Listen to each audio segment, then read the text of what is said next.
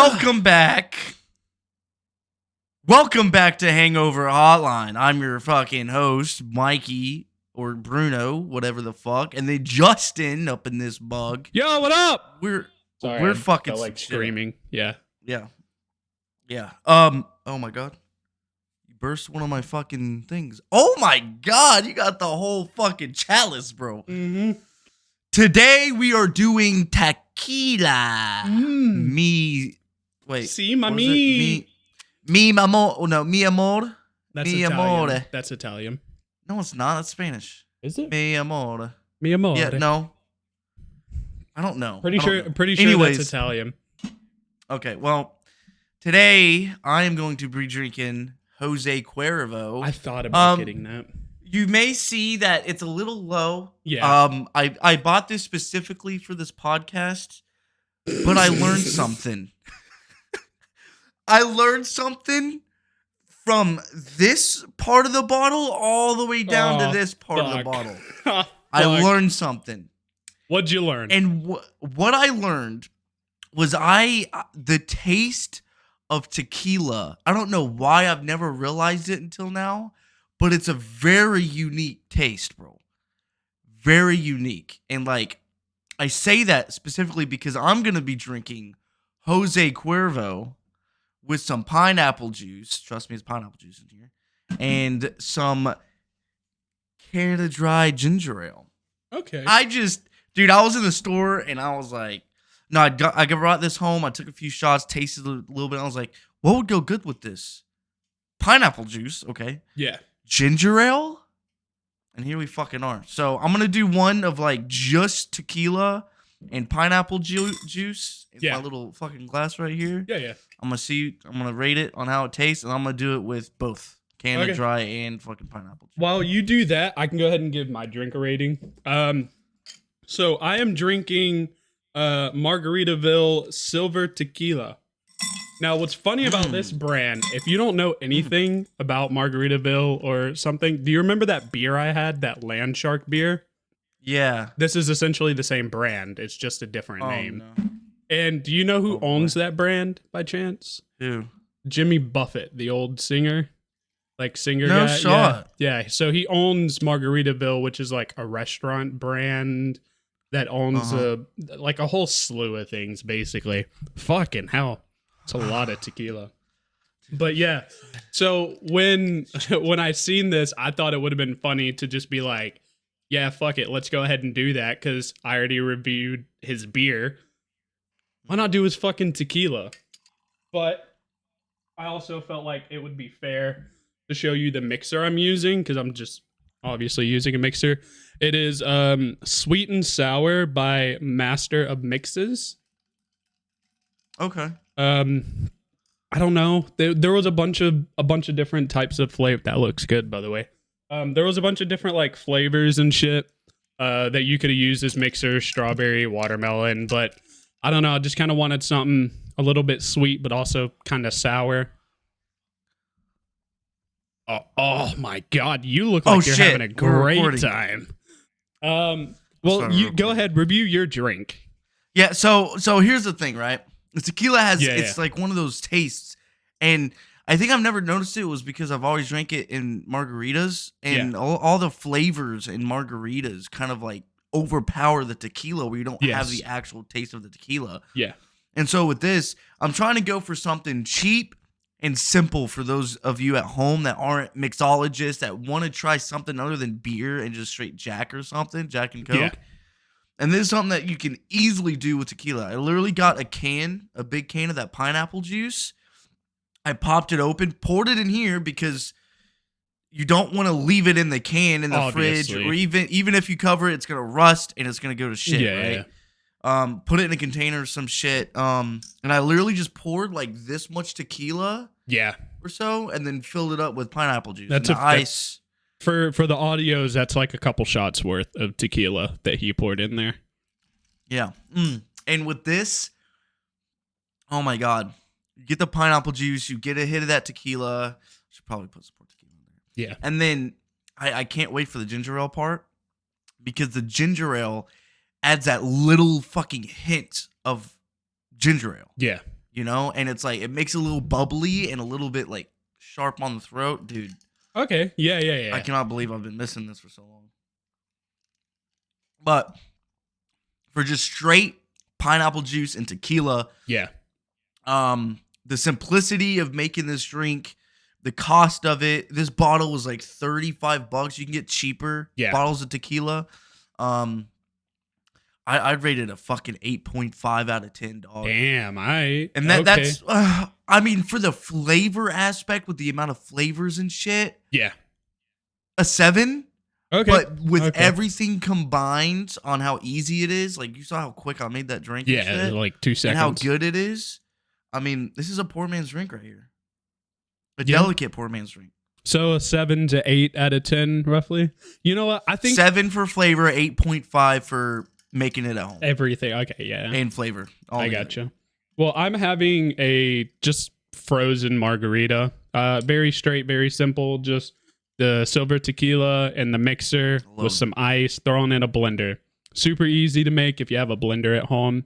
And you can kind of see it. I have salt around the rim as well. So obviously you can't really have a margarita without some sort of rim topper on it, obviously. So I just went for the classic salt. It's what most people do. I love margaritas too. I used to make them at home all the time. Blender, all of that. Every time my family and I go out to like a restaurant, like a Mexican restaurant or something like that, we'll always try and get like a margarita, just because you can't really eat Mexican food without it. Yeah, my wife loves margaritas, and the only restaurant that she wants to go to is a Mexican restaurant, and she can't drink margaritas because she's pregnant. So I'll be sitting there, and every time I go now, I have to get a beer. I can't get a margarita, or she'll like get mad at me. Yeah, and they don't do virgin margaritas there. Stupid. That's dumb.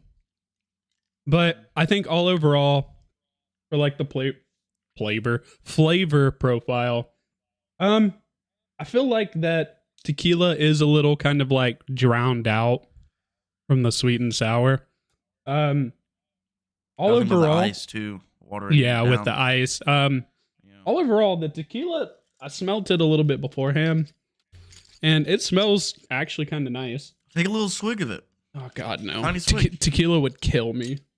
Really? Yes. I love taking shots. I would be down and out for the count of tequila. Now that I realize the fucking flavor of it, the flavor profile. Dude, I think I heard a saying, and I'm sure a lot of people have also heard it, is tequila is just another way to say to kill you.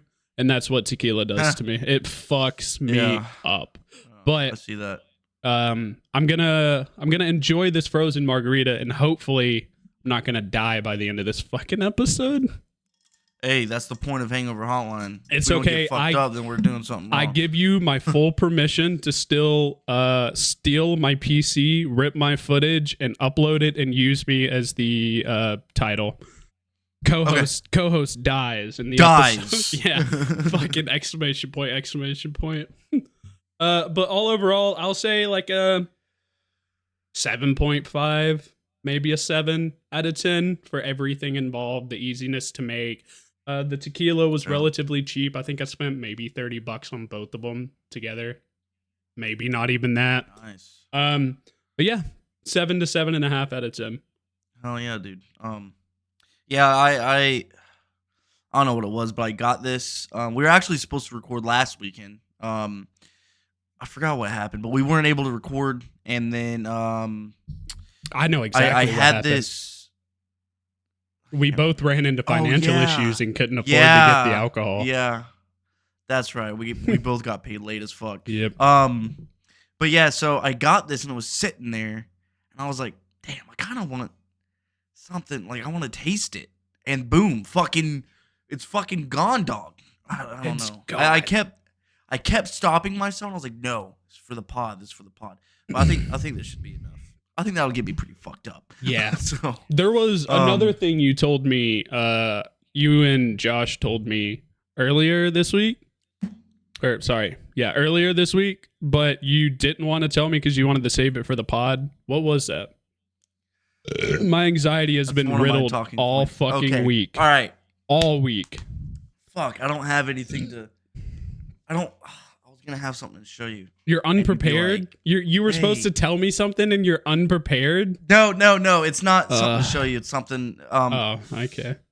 I Uh, joined a soccer team. oh, okay. I'm on an official Marine Corps soccer team. Hell yeah, that's what's Yep. up. Yep, I've played 2 games. Yeah, It's not. I say official because it is. Like, there's actual like a leaderboard, other teams, all that, but it's by units. yeah, But there's not like a specific coach. Now there's legit official refs for the games and Yeah, all yeah. that kind of good shit. But for the coaching, it's kind of ran by nobody. Okay. Practices are kind of just like, hey, let's do a practice. Unfortunately, my first game we won. The second game we lost. Okay. And we're kind of down bad. Actually, we've lost quite a few. And unfortunately, it's kind of drama filled. I didn't Ugh. think it. I found that out the other day. I had to miss the game on Wednesday because I had to go to the hospital with the wife. Yeah. Everything's fine though. Don't worry. Okay. Yeah. But I missed that game, and we lost. And one of the fucking main guys that kind of like makes the roster and shit. Yeah. Like, who's bench warmers and who's not. That he fucking went in the group chat after the game and was like, I'm done playing. And then somebody else kicked him out of the group chat. And then somebody invited him back and he's like, oh yeah, kick the guy that makes the rosters and shit. And the other dude was like, but you said you're done playing. And he was like, yeah, but I'm still gonna like help you guys out with rosters. And we're just like, no, you're not. No.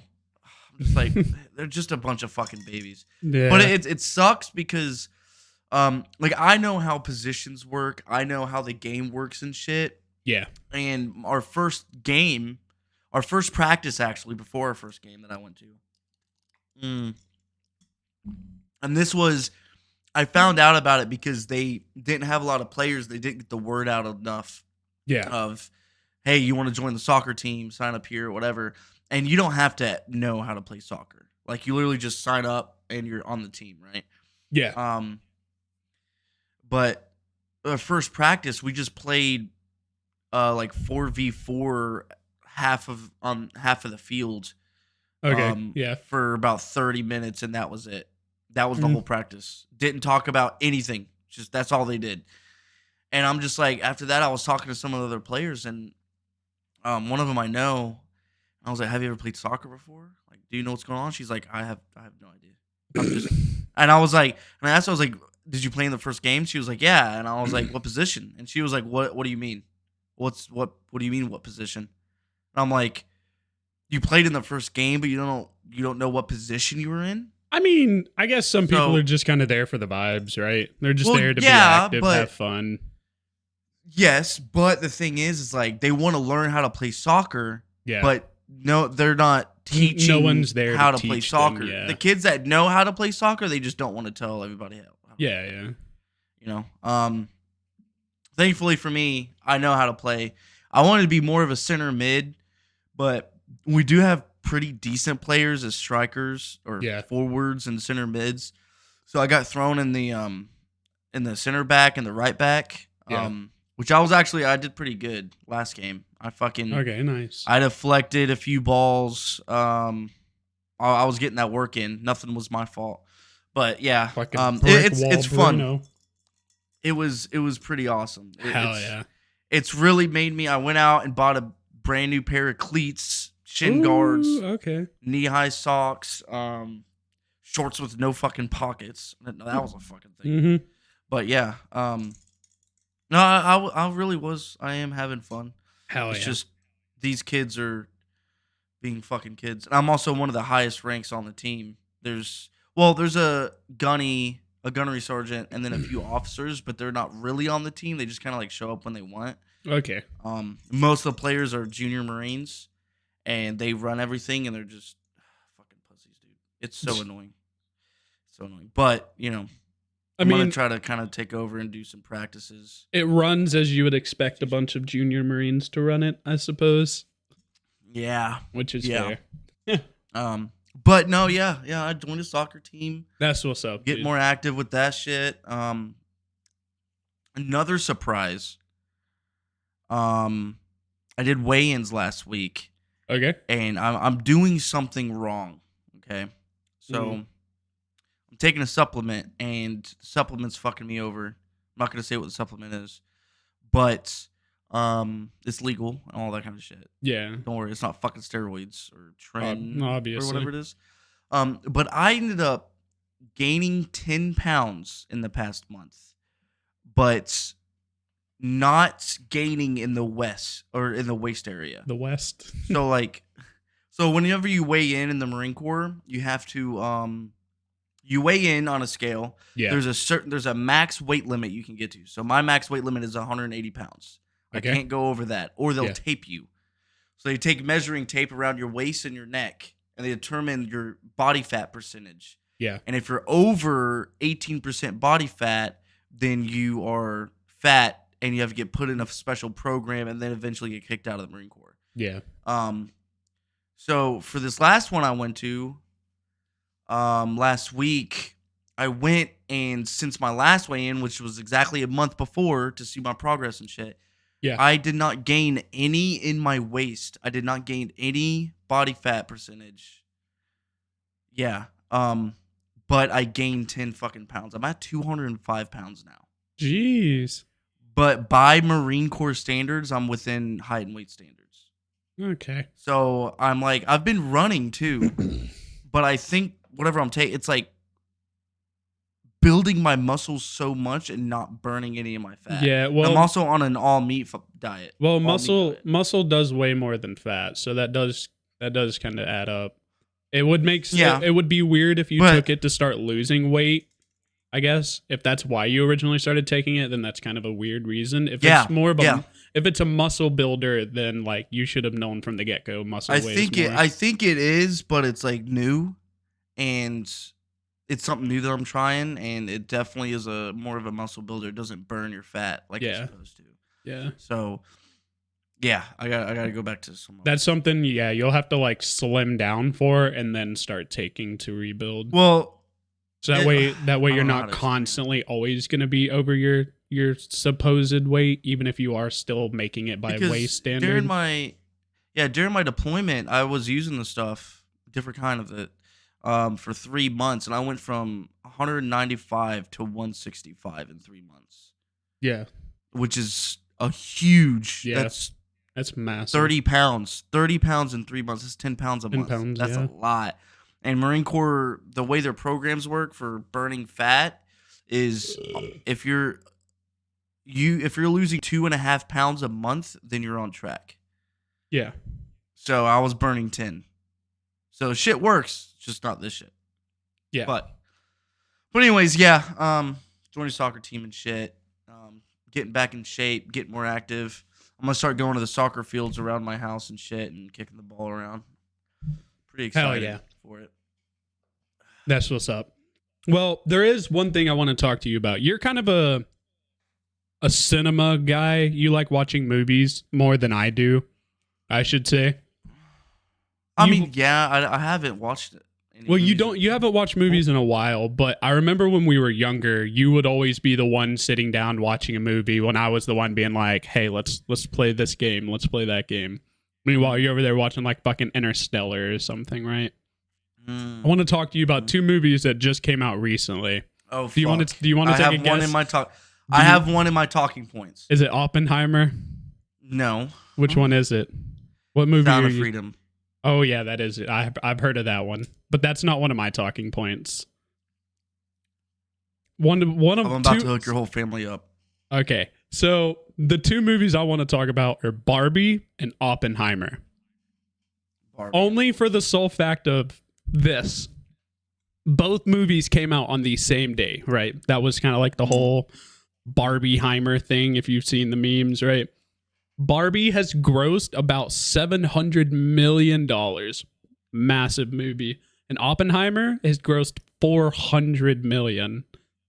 Okay. That is incredible to think, but it is also absolutely hilarious that Oppenheimer is getting blown out by such a wide margin. I would have thought more people Yeah. would have watched Oppenheimer. What is What? Oppenheimer? You don't know the story of Oppenheimer? No. Funny enough, that's also one of my talking points, so I'm glad you asked that question. We'll save it for later. But I understand that Barbie's kind of like this massive phenomenon. It's teenage girls, young girls, stuff like that, young kids. They eat up shit like that. So I expected Barbie to take off. 700 million is about what I expected. But Oppenheimer, I'm a little disappointed in. I haven't seen it myself yet, but I do know the Oppenheimer story to a degree. I don't know how the movie decides to take it, but I have like researched the actual Oppenheimer scientist. It's a very it's a weird story. It's a long one, so I'll try and I don't want to sum it up, right? Because it's a very interesting story to me. But I don't want to take an hour and a half explaining it. Right. So basically, Germany pre-World War II had some of the top scientists in the world studying at their universities and teaching at their universities and stuff all around Germany. And when Hitler basically took over and started to pass a lot of his Aryan laws or anti Jewish laws and stuff like that, a lot of the scientists were the first ones to leave. Because it was essentially forcing business owners, teachers and stuff like that to retire and basically making them not able to work and suppressing them and all the whole thing that we know what happened to them. They were the first ones to leave. A lot of them immigrated out of Germany. Some went to Italy, some went to a lot of them went to the UK, and some of them went to the US, but a lot of them did end up coming to the US, around the time the war started. And essentially, some of the scientists that came over were Albert Einstein was one of them. Oppenheimer was another one, and a few notable ones that I don't know off the top of my head. But essentially, they reached out to the U.S. government as a way to say, hey, we basically found a way to split an atom. And when you split an atom, it creates an explosion, basically. And they found a way to have a chain reaction of splitting of atoms to create a massive bomb. At first, the U.S. didn't really care, didn't really answer their response or give them a response or anything. It was only when Albert Einstein was brought into the picture, because Albert Einstein was a more well-known scientist. He was more of a public figure at that point than the rest of them. He had ended up getting in contact with, was it FDR, I think was president at that point? I can't remember. But actually ended up getting in contact with them and basically telling them what was happening, and basically was telling them that the German scientists were also in the process of creating this nuclear fusion process and that they needed to work on it immediately. And it was almost at that point that the U.S. government was like, yeah, okay, we'll start working on it. But it was very slow, painful process, because you kind of know this from being in the military. The military doesn't like you really talking about shit. If it's your job and it's top secret, only you are supposed to know about it. But that's not how it works in the science field. Science is very open. If you're closed off in your science field, then you don't really have someone to go to bounce ideas off of and say oh, I'm kind of stuck at this thing. And another scientist who might know it. Yeah, exactly. Yeah. When you mix the two together, the military wanted the scientists to only know their job and their job only, but the scientists were having a hard time building something when they only knew their job specifically, because if they came into an issue, they couldn't go to another scientist and talk about it, blah, blah, blah. And somewhere in that, there was no real leadership when they had set up ship in Nevada trying to build the first atom bomb. And basically there was no leadership, so a lot of the scientists were just kind of working. And that's when they brought in Oppenheimer. He was a very charismatic guy. He had natural leadership abilities. And he was very outspoken, I believe, is how a lot of people kind of described him as a person. And he basically came in and was like, right, fuck the closeness. We need more openness, and basically force the US government to allow the scientists to openly talk about their jobs. And it basically sped up the process of the atom bomb. And through this whole process, these scientists, their idea for the atom bomb was never to hurt people. It was never to kill people or hurt life as is. They were only building it as a way to deter war. They thought it was like the thing that they could build that would end all wars for the future. So they were all excitedly working on this thing, believing that they were like going to end all wars for the future, and they were excitedly building it as fast as they could. And then it got built and tested and used and used Hiroshima and used and Nagasaki. and used to Never kill existed. and kill and hurt and hurt. And the story of Oppenheimer is kind of like that frame. If you've seen any of the promotion, you kind of see that still frame of him kind of like his face in shock and the glow from the blast of the atom bomb testing. I believe, like I said, I haven't seen the movies, but I'm just going to kind of use my rough guess here. I believe that scene was kind of used as a way to portray that, like, the blast that Oppenheimer seen, and he realized that the U.S. government was not going to use it the way that the scientists had intended it to be used. They instead wanted to use it as a weapon of mass destruction, as we know it is today. That still frame, I believe, is basically him being like, fuck, what have we done? Because the U.S. government betrayed them. They told them they were going to build this thing and not use it to hurt anyone, and then they dropped 2 on Japan. I mean, depending on how you look at it, obviously it was Pearl Harbor happened, so it was... What? How would that bomb end all wars, though? They felt like an explosion so massive and so destructive would essentially negate anyone from wanting to have a war and fear of retaliation of having that sent on them. Right? And to be fair, that's kind of what it does still to this day, right? Like, everyone's still kind of afraid to go to war because at the end, nuclear annihilation. They don't want that doomsday timer to hit midnight and, global nuclear conflict. With the whole Ukraine situation's kind of shown a little different style, but in the end, that's essentially what it was wanted to be used for. It was negation to wars. No one wanted to wage a war on a country in fear of another country being like, boop, you're done. Yeah. Damn. Yeah, it's a crazy. That's wild. I didn't know that. Crazy good story. I didn't even know Einstein worked on the fucking atom bomb. I thought he just made the light bulb. I don't know. In mathematics. I don't know. Wait, no. Who made the light bulb? That was like Thomas Jefferson or some shit. You're so fucking dumb. I love you. I love history, but you. Yeah, fucking A. Thomas Jefferson, maybe? I don't know if Albert Einstein actually did work on the atom bomb, but he basically helped get the word out to the president that there was a such thing possible. It was essentially his popularity at the time that led to the creation of the atom bomb for the U.S.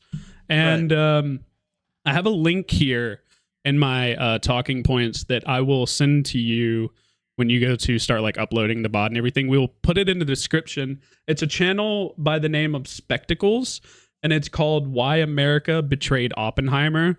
It's a really good video. The guy basically goes really in depth, and basically he explains everything what I just explained in a more detailed view, so you get kind of like a better understanding of the story than what my dumbass just told you. But seriously, we'll plop it in the description somewhere. Go watch that video. It is fan-fucking-tastic. Fantastic. And go watch the Oppenheimer movie. That's not, I definitely want to go see that now. Yeah, I got something huge too. Sorry, I gotta catch up. I haven't been drinking in a few minutes. Yeah, you should. I got a movie. So yeah, just about everybody has heard of the movie Sound of Freedom, right? You're drinking a Dr. Pepper too? It's just to wash down the ice and salt. Because these ice chunks were not cut up right. They're fucking huge. I'm having to like chew them up. Jesus. Yeah. Well, so basically, Sound of Freedom is a very huge, um, I don't know how to put it.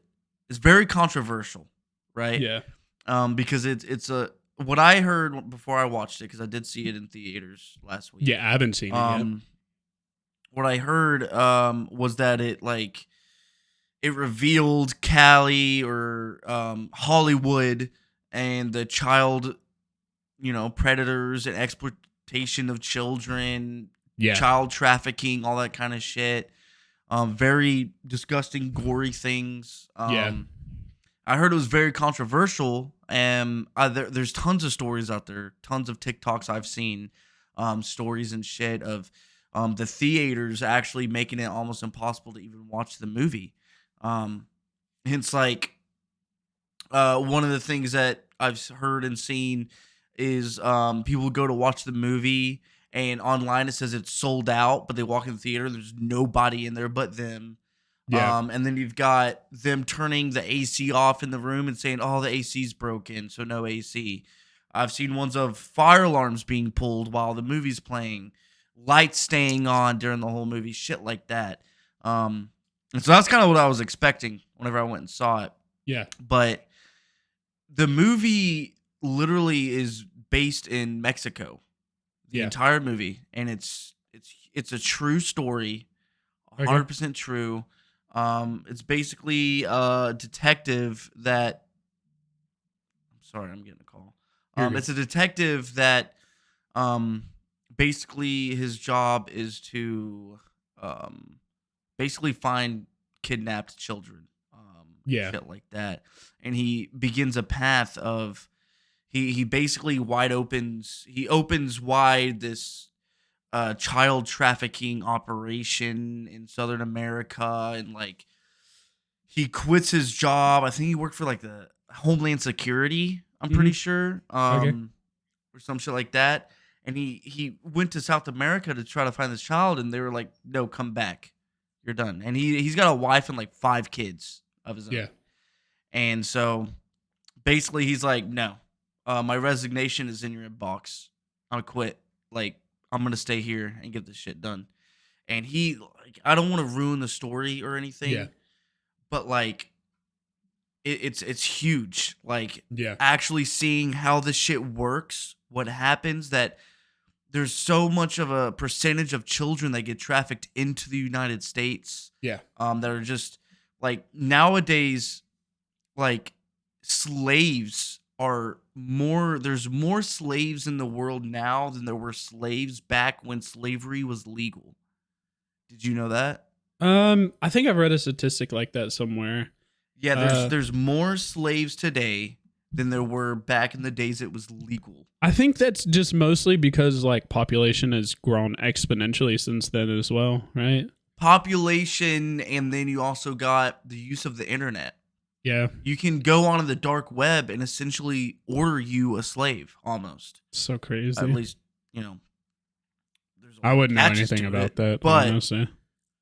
I've never really delved into the dark web. Like I've heard about it and I've like talked to people who've apparently used it. Can't confirm nor deny, obviously, but I've done a few adventures. I never- haven't seen that, but I've seen drugs and shit like that. yeah, it's never been something like I've really cared to like seek out, even out of curiosity, because like I don't really care. So the reason why the dark web is used for that is because it's illegal. Yeah, to have a slave, of course. obviously. Child trafficking. Obviously. Or human trafficking, all around. But that's why they use the dark web and all that kind of bullshit. And it was astonishing. But basically, the whole movie is that story of him looking for this one child, doing all this crazy shit in Southern America, and then it ends, and there's a special message after the credits, and it's basically the actor in it. He's basically like, and I've watched this actor, or after looking up this actor, I realized, this dude, everybody should love this fucking actor first. What's his name? Do you know? Because let me look it up. Okay, opera. What the fuck? Oh, blindness. God. Let me see. Sound Flashbang of out. Freedom cast. So, Jim. Wait, no, is that him? Yeah, Jim Caviezel. Let's see. He's been in quite a few. Oh yeah, he was in The Passion of Christ. So he was Jesus Christ in The Passion of Oh, Christ, okay, yeah. or in The Passion. Yeah, The Passion of Christ in 2004. Yeah, I know. Sound of Freedom, I've Person of seen this Interest. guy, yeah. Yeah, so he he plays movies that mean something, Yeah. that he believes in type shit. And at the end of the movie, he really showed that because he did a special message of like it was insane. So first off, my wife and I did not pay to go see this movie. You know, I'm gonna link it in the description for all of you at home, but there's a website. They have an official website where you get free tickets to go see the movie. Up to 2 per person. Up to Okay. 2 per person. So your whole family can go see it this weekend if you wanted to. Yeah. For free, you know? And he was talking at the end of the movie, and he was saying like, this is one of the world's biggest problems to this day. Human trafficking, yeah. Human trafficking, this and that. And he was like, he said this movie was made 5 years ago. Made and completed and ready to be released 5 years ago. But nobody would accept the movie. Yeah. The theaters won't accept it. As of right now, you can only see it in theaters until it comes out on DVD, paid by them. Because Netflix, Hulu, Amazon Prime, nobody will accept this music or this movie. No one will accept this movie on their platform because of the controversy of it.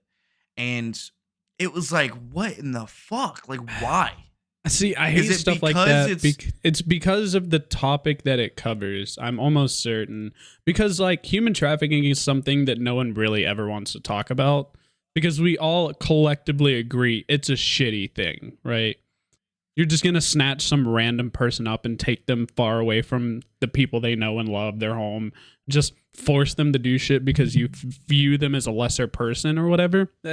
We all collectively agree it's a shitty thing. But at the same time, no one realizes how big of an issue it is because no one really wants to talk about it. Yeah, and it's like, no one wants to cover. Why would people be so against releasing the movie? I'm thinking, at first I was thinking, oh, it's because it's 2023 and everything's about the LGBTQ and all that kind of shit nowadays. But no, because the movie was, they were trying to release it 5 fucking years ago, which was 2018. Yeah. And that kind of shit wasn't happening back then. LGBTQ thing wasn't a thing. All that shit wasn't happening. So, like, why wouldn't they want to get that message out there? It makes no sense to me. Yeah. And so, like, at the end of the movie, he talked about that. And he was like, we must stand together. This movie is a message. That's why tickets are free. It quadrupled the income that Barbie made. Yeah. It was a movie made with, I think, $14 million and has made hundreds of millions of dollars since. Yeah. Like, it is fucking, like, they blew the fuck up. And it's insane. I forget where I seen that movie. Because I seen it advertised somewhere, but it was like a one-time thing. I only saw it advertised once and that was it. That's why when you said it, I was like, oh yeah, I recognize that. But I can't remember. It might have been a YouTube ad I seen. Or maybe like I clicked on a website that had an ad playing and that was one of the ads. I can't remember. But I was really intrigued by like the trailer. That's the fucking word I'm looking for. I was really intrigued by the trailer. So it's nice to hear your thoughts on it. I mean, I'll definitely have to give it a look. It's a very eye-opening movie, and it's beautiful at the same time, the end of it. To see what doing something can actually do to someone's life, you know? And it's like, it's insane that that's such a huge problem nowadays.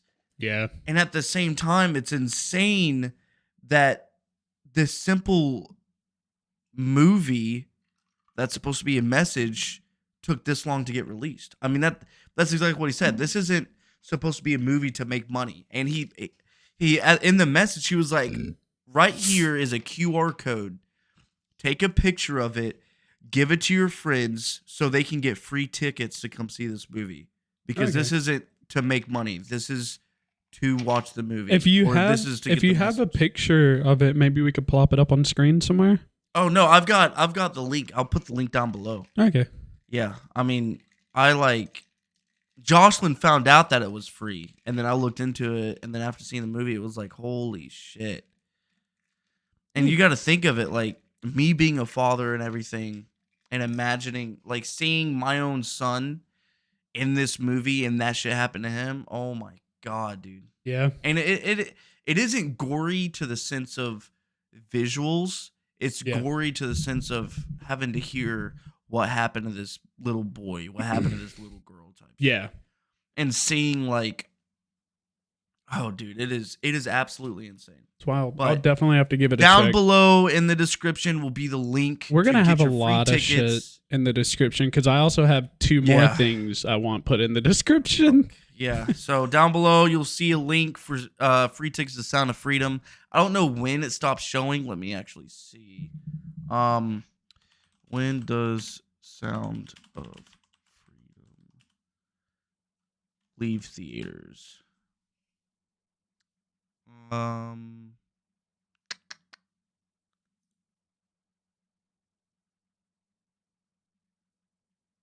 It says until at least July 13th, and I watched it last week, so I guess maybe they might just be extending it a little bit more without saying anything. Possibly. But yeah, it's a beautiful movie. It's still playing right now. Yeah, okay. Yeah, I see it in theaters right now. So, but yeah, definitely go check that out. Yeah, go check that out. What I do want to ask you, kind of on a different note, maybe a more positive note, hopefully a more positive note. Want to ask you a couple questions. We'll start with number 1. How was your summer? How would you sum up your summer after you get done orgasming over that drink? I did half tequila, a part of pineapple juice, and a part of ginger ale. Mm-hmm. First off, I need more tequila in it. Second off, the flavor profile with the pineapple juice and ginger ale and tequila. Yeah. Oh my god, it's good. Wow. Yeah, I don't remember it tasting that good.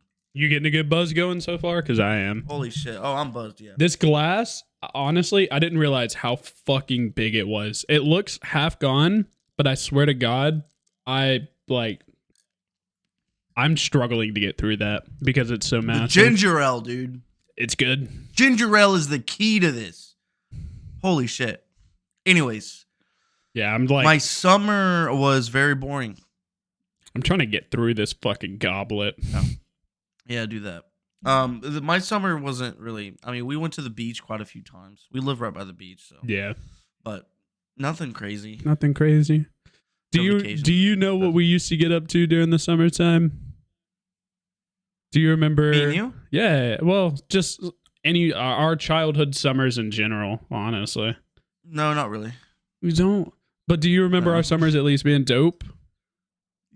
Yes, because like our summers now are very boring, right? Like we don't really get to do a whole lot. We're adults now.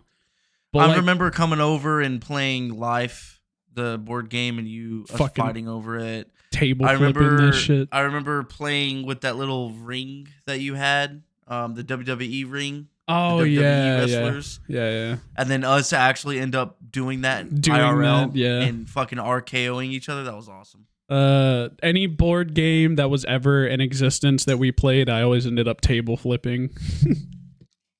But I do remember our summers. I do remember our summers being very like we were always doing shit.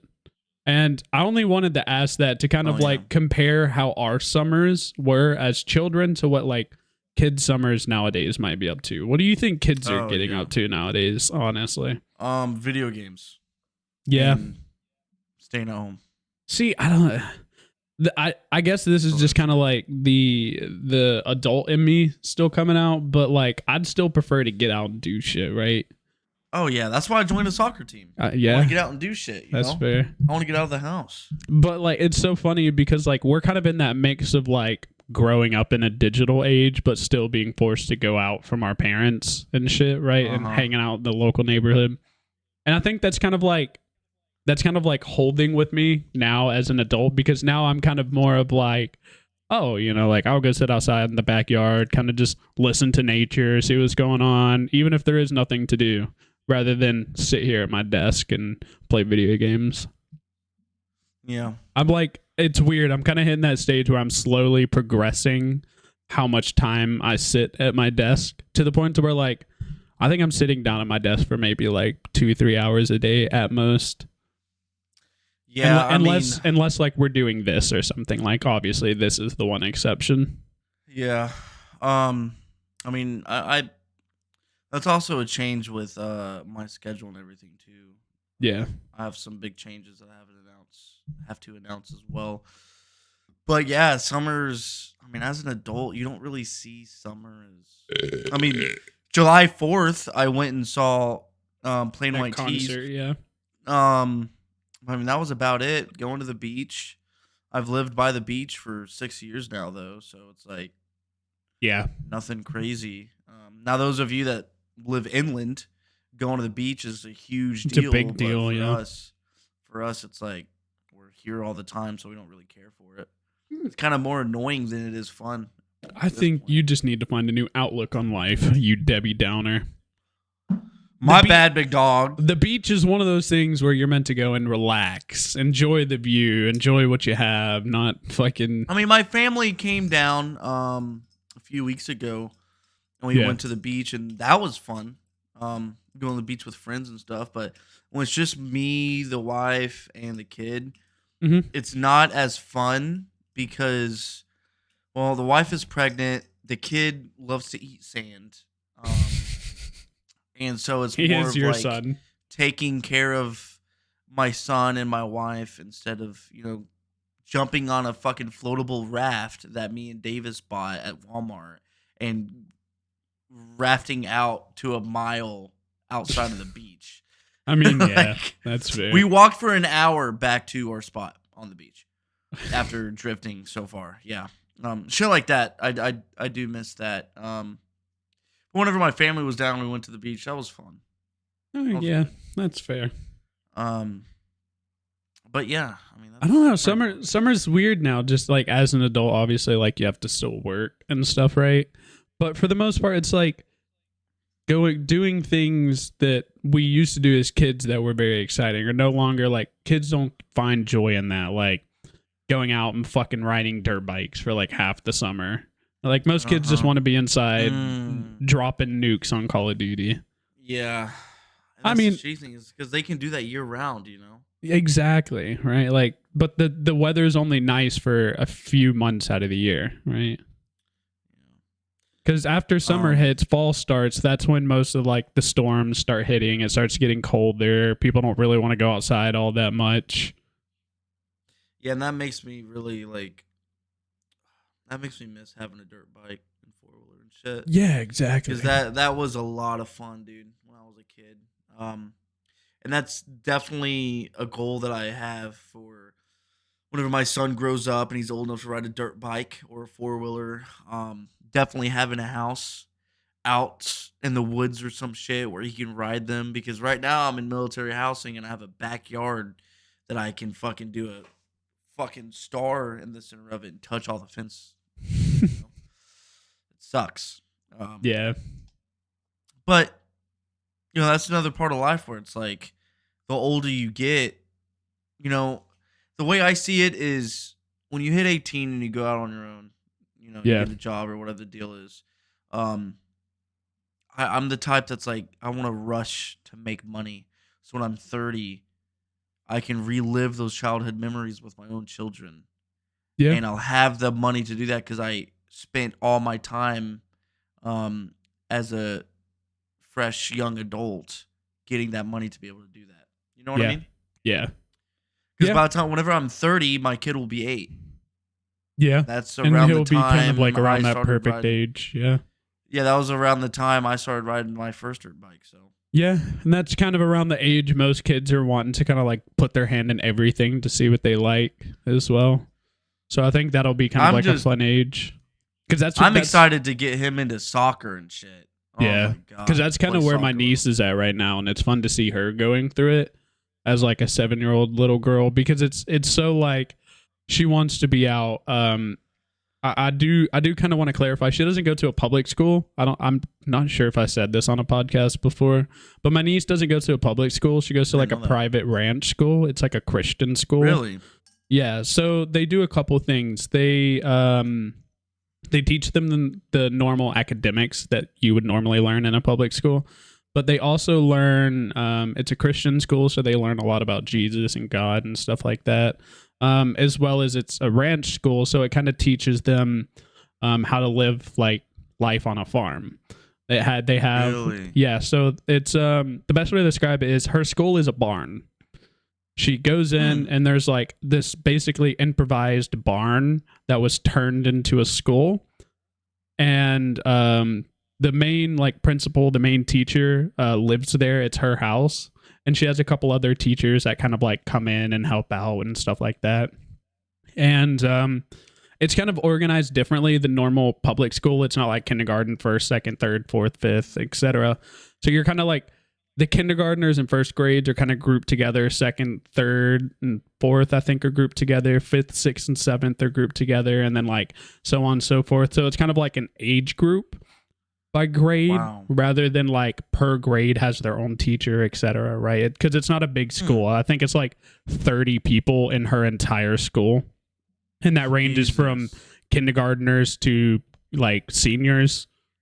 So holy shit, I can see that how that makes you appreciate life a lot. Yeah. But so at the same time, it's like it's you weird. Don't get those. You don't get the school. You know, you don't get the memories from being in school like we did. That's what when we originally talked about putting her in school, there was a lot of options we could have went for: regular public schooling, a couple different private schools. And her little cousin or her older cousin also goes to the school, or well, he used to, but it was one of those things where it was like my brother-in-law's, my sister's husband's family knows everyone out there. So it was kind of like, oh, why don't you just enroll her there? Like, it's a small school. She won't have any issues. And my sister was more concerned because it was around the time that like school shootings were kind of more getting publicly shown. And it kind of scared my sister a lot. My sister didn't feel comfortable putting her in public school. And I know what a lot of people who listen to this might be thinking. What about like her grades and stuff too? Like, because that was my main argument. What about her academics? Because she's going to a much smaller and private school, her academics are probably going to be falling behind. And as of right now, I've not really noticed any difference from like what we were learning when we were younger versus what she's learning now. So I feel like she's kind of on point to where she could be, but I'm also still afraid that like that could change in the future, right? Because like it's weird. So the teachers, because there's less students, the teachers have more of an incentive to be one-on-one with students that are kind of falling behind as well. So I feel like that's kind of like a fail-safe in case, bless you, in case kids start falling behind. But I think what impressed me the most is they have like live animals that they have to take care of, like chickens, horses, goats, and stuff like that. And what kind of like enticed me about the school is when you first start in kindergarten, every year that you graduate, you're getting a new piece of item of something that kind of completes your step towards becoming a cowboy or cowgirl, right? So like year one, you get like a belt buckle or some like saddled stirrups and stuff like that. I can't remember exactly what it is every year, but so far my niece is in, I forget. Is she in second grade, third grade? I don't fucking know.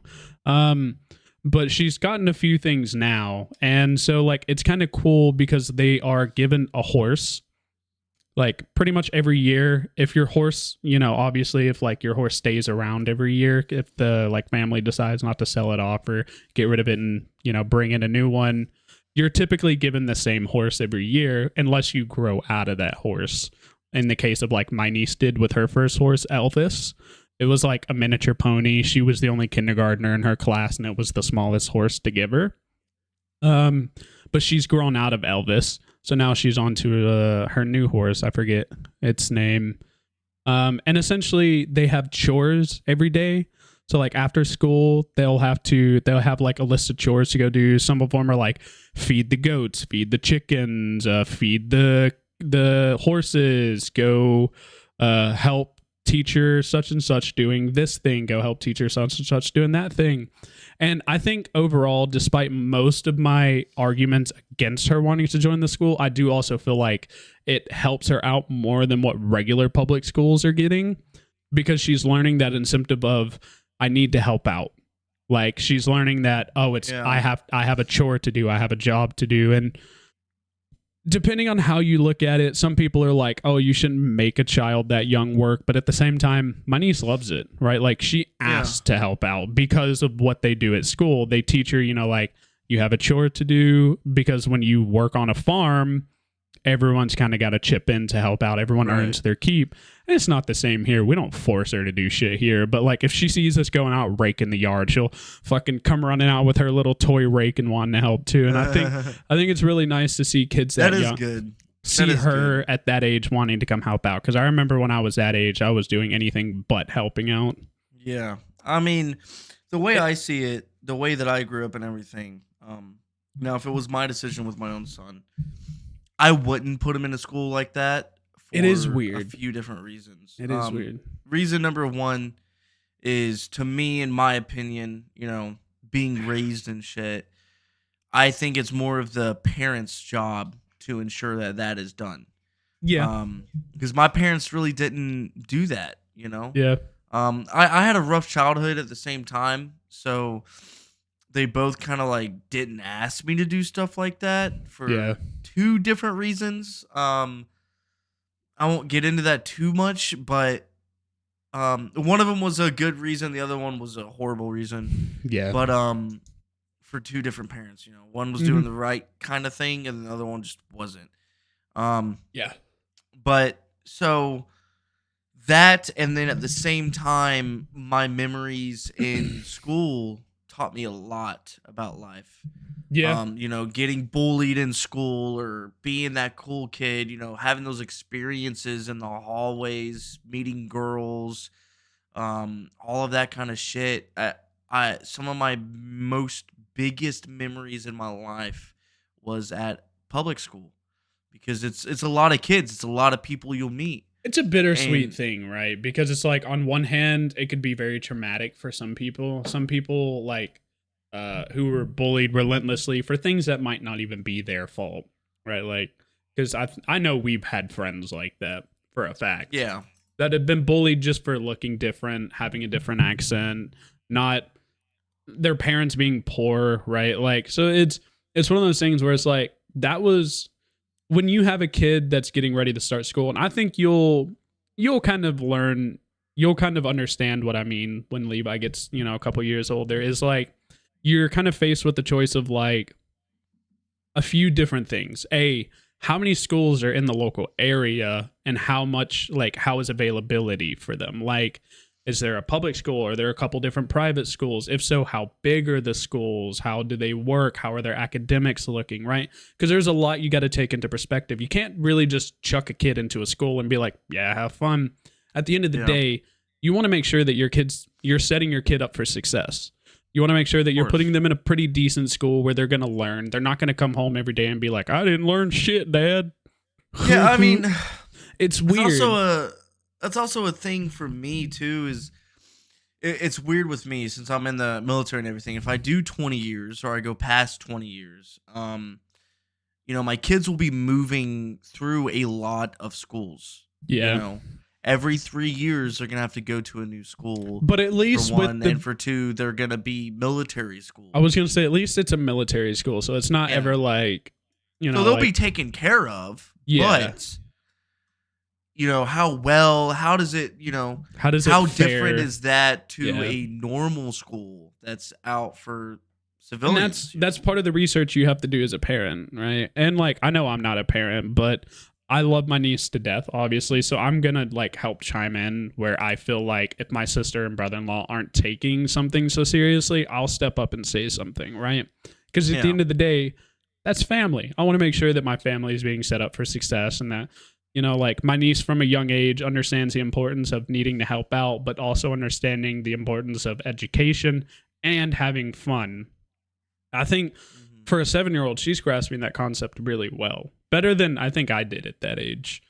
Because like, again, she has no issue of like wanting to help out. Like, yeah, she has issues of like not really listening well, but what kid doesn't at that age, right? Because at that kid, you're so like fucking candy brain where everything you want to do is based around what you want to do. You just want to have fun, whatever.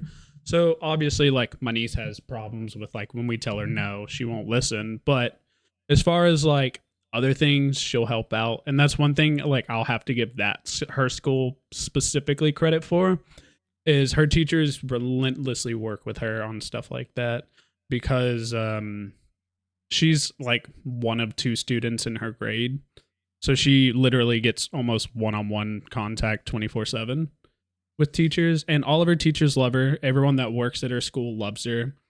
Anytime we go up there, we're always expecting something bad to be said about her because how she can be at home, a hellion.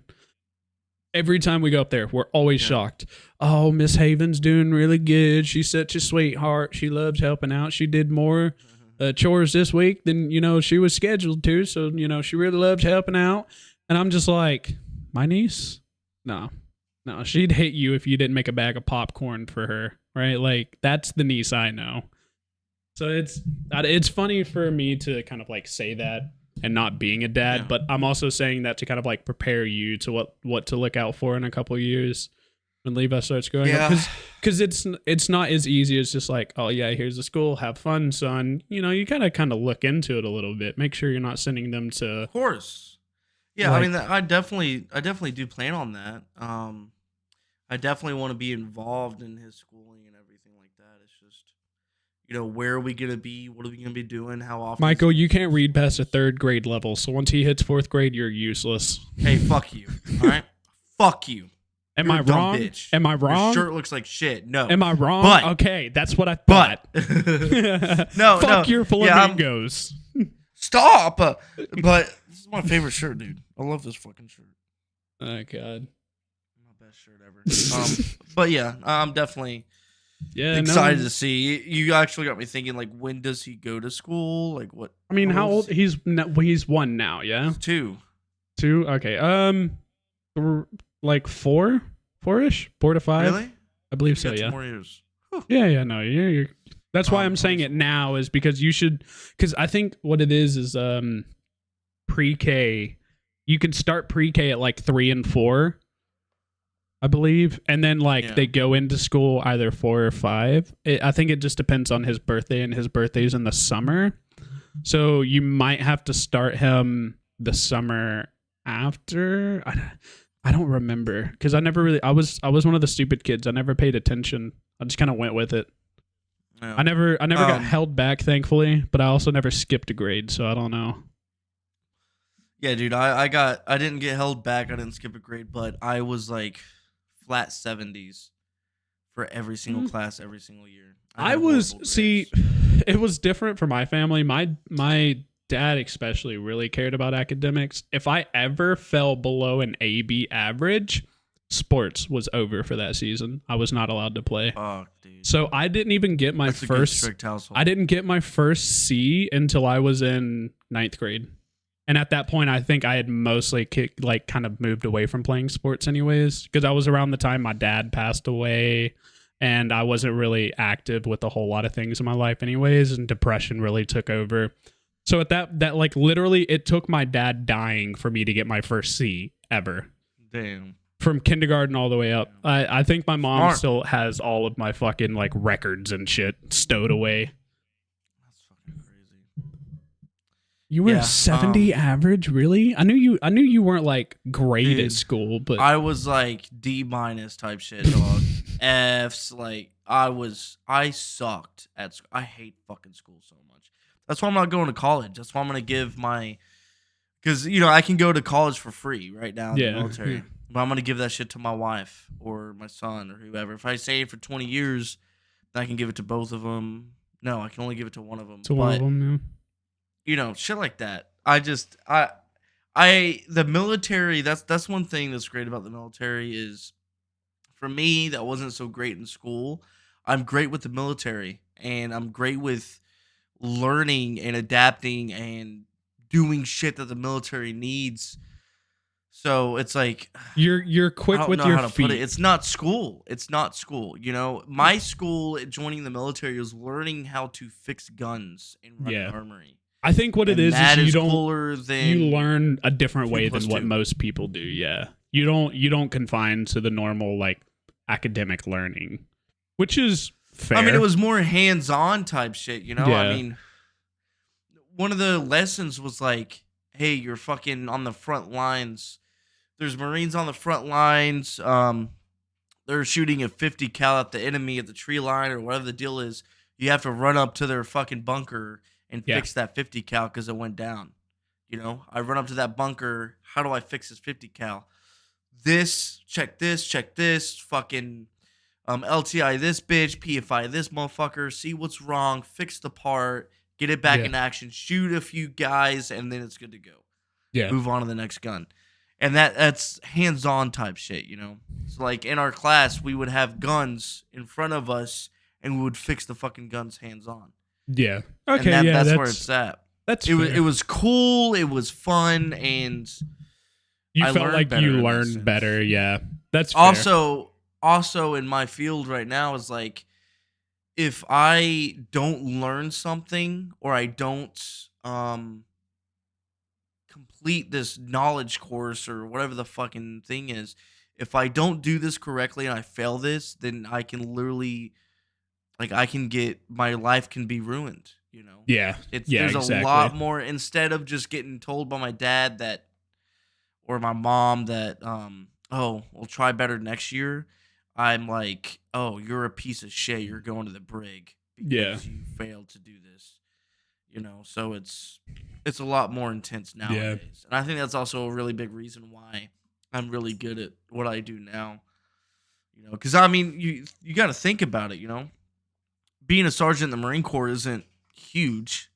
It's not. I mean, it is huge, but it's not like, it's not an easy feat. it's not easy. You got to work for it, and it takes a lot to get to. Yeah.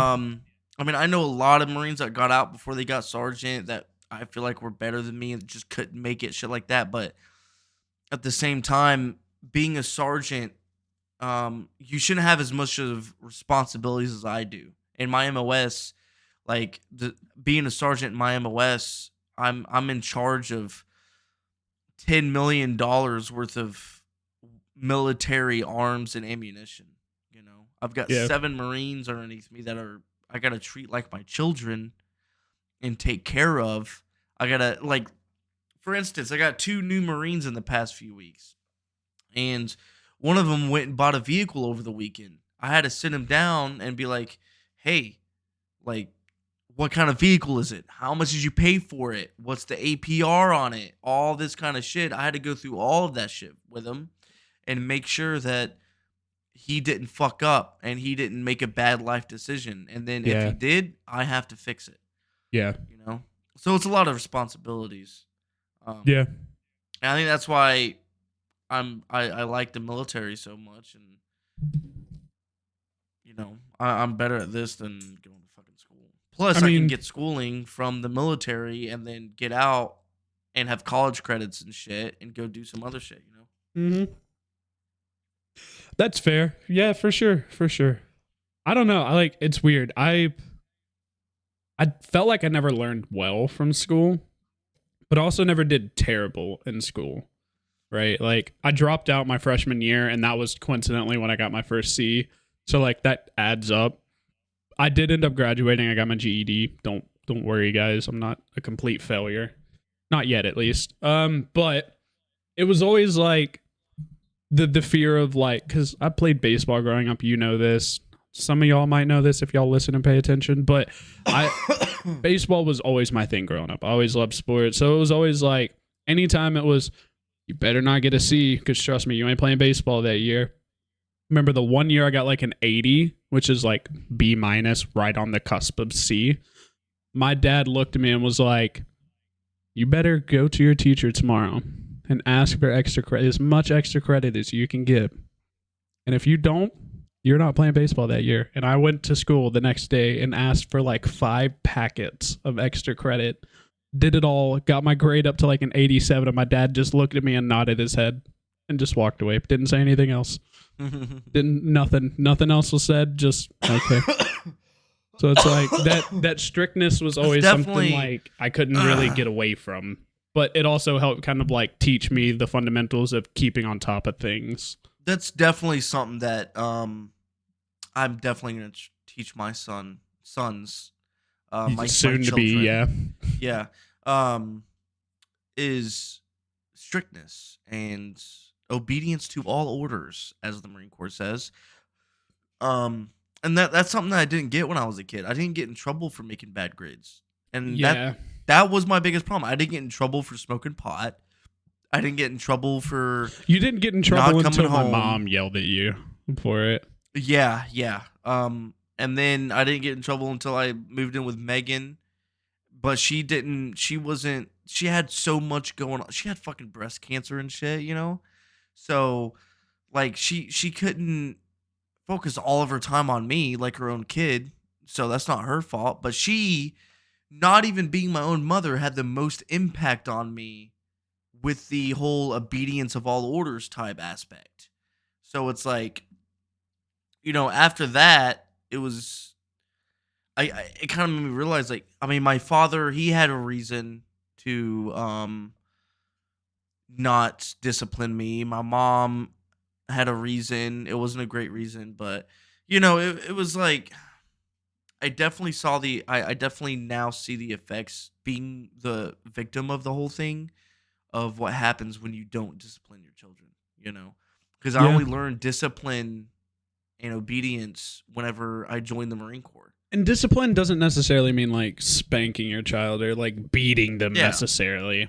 I think that's like the one misconcept that a lot of people have. I don't think I discipline my Marines all the time. Yeah. And I discipline them with, well, I mean, I have more ways you can discipline them than a child. Yeah. But one of the ways is, you know, when you put a child in timeout, what does that do? That takes their liberty away. That takes them from doing what they want to do, right? Yeah. My Marines, when they fuck up and they don't get a task done that I told them to do, I take the liberty away. I say, okay, y'all aren't going home until you complete this fucking task, you know? And then they start working their asses off to get that fucking task done, because why? They want to go home. And when it's 1900 on a Friday and they just got the task done, then you look at it and be like, now, you could have had that done on fucking Wednesday, but you waited till Friday thinking I'd let you go home. And now that it's Friday, you stayed later than any other day of the week when we should be getting off at 1300, you know? Yeah. So it's one of those things. It's one of those things where it's like it's very different depending on like who you're disciplining, because certain people have different like levels that they could take of discipline, right? Some people don't care to go to jail or have their freedom taken away because it's just one of those things that is natural to them, right? Some people, if you even do as much as like take away their phone, it's the end of the world, right? So I think it's, especially for kids, it's a little different on gauging that level of like what would be considered torture to the child, right? Yeah. Putting a child in timeout, I believe is fine, right? Like, we'll put my niece in timeout for a little bit. And as far as like, if she ever does anything she's not supposed to, like, thankfully yet she hasn't done it. She hasn't like bought anything from someone's phone or credit card that she shouldn't, which is thankful, because I honestly don't know how any of us would react if that were to happen. Yeah.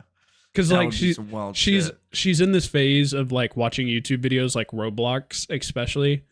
And she asked me the other day, she was like, Uncle JJ, can you buy me some Robux? And I said, baby, you don't even play Roblox. Shut up. Like, Jesus. well, why do you want Robux for? And she's like, I want Robux. And I'm like, you don't have a computer or an Xbox or anything to play Roblox on. What do you want Robux for? She's like, I just want them. Oh my god. So we're kind of like at that stage where I'm like trying to tell everyone to keep their fucking shit under passwords so that way she can't just immediately go buy something. Yeah. And so thankfully everyone's kind of taken my advice on that so far, but also thankfully she's not tried. But yeah, that's fucking crazy. To kind of change things around a little bit. Yeah. So I haven't been streaming or anything, right? Mm-hmm. So I came with a new plan. I really thought about it. Yeah. And it I know took where me a this minute, is going. But yeah. So my schedule was a week of streaming and a week of not streaming. Yeah. And it got exhausting. Okay.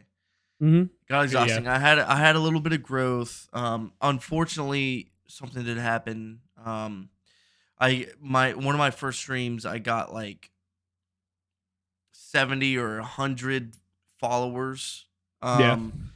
In like my first stream, and I was like, holy shit, like I'm already affiliated or whatever they call it on there and all that kind of shit. Affiliate, like, I think, dude. yeah. And then for my streams, I was getting like an average of 5 to 10 viewers to 15, shit like that. Okay. Well, my first stream, I had it at like 50 average viewers or some shit like that. Damn. And the more I streamed, the more I realized that I think Kick is botting viewers and followers to get more people to the platform. Straight up. Maybe. Yeah, maybe. And I have see heard that because I have now heard have issues of them having like doubled views. Yeah, and I really see that because I have 7 followers now. Yeah. 7. And you because had like to get 100. affiliate, to get affiliate you have to have at least 75. Yeah. And so after seeing it drop to 7 and then also seeing that I don't have anybody talking to my chat except for the friends that I know that come in and shit, I was like, dude, like I would get home from work. This is where it got to. I would get home from work. I'd be like, oh, it's a streaming day. I got to stream at 6. I rush straight to my computer. I'll be like, fuck. Open up the applications and open the game. I'm like, just kind of felt meh. Like, fuck, dude, here we go. And I was like, hello, I'm streaming again. And I just hated it.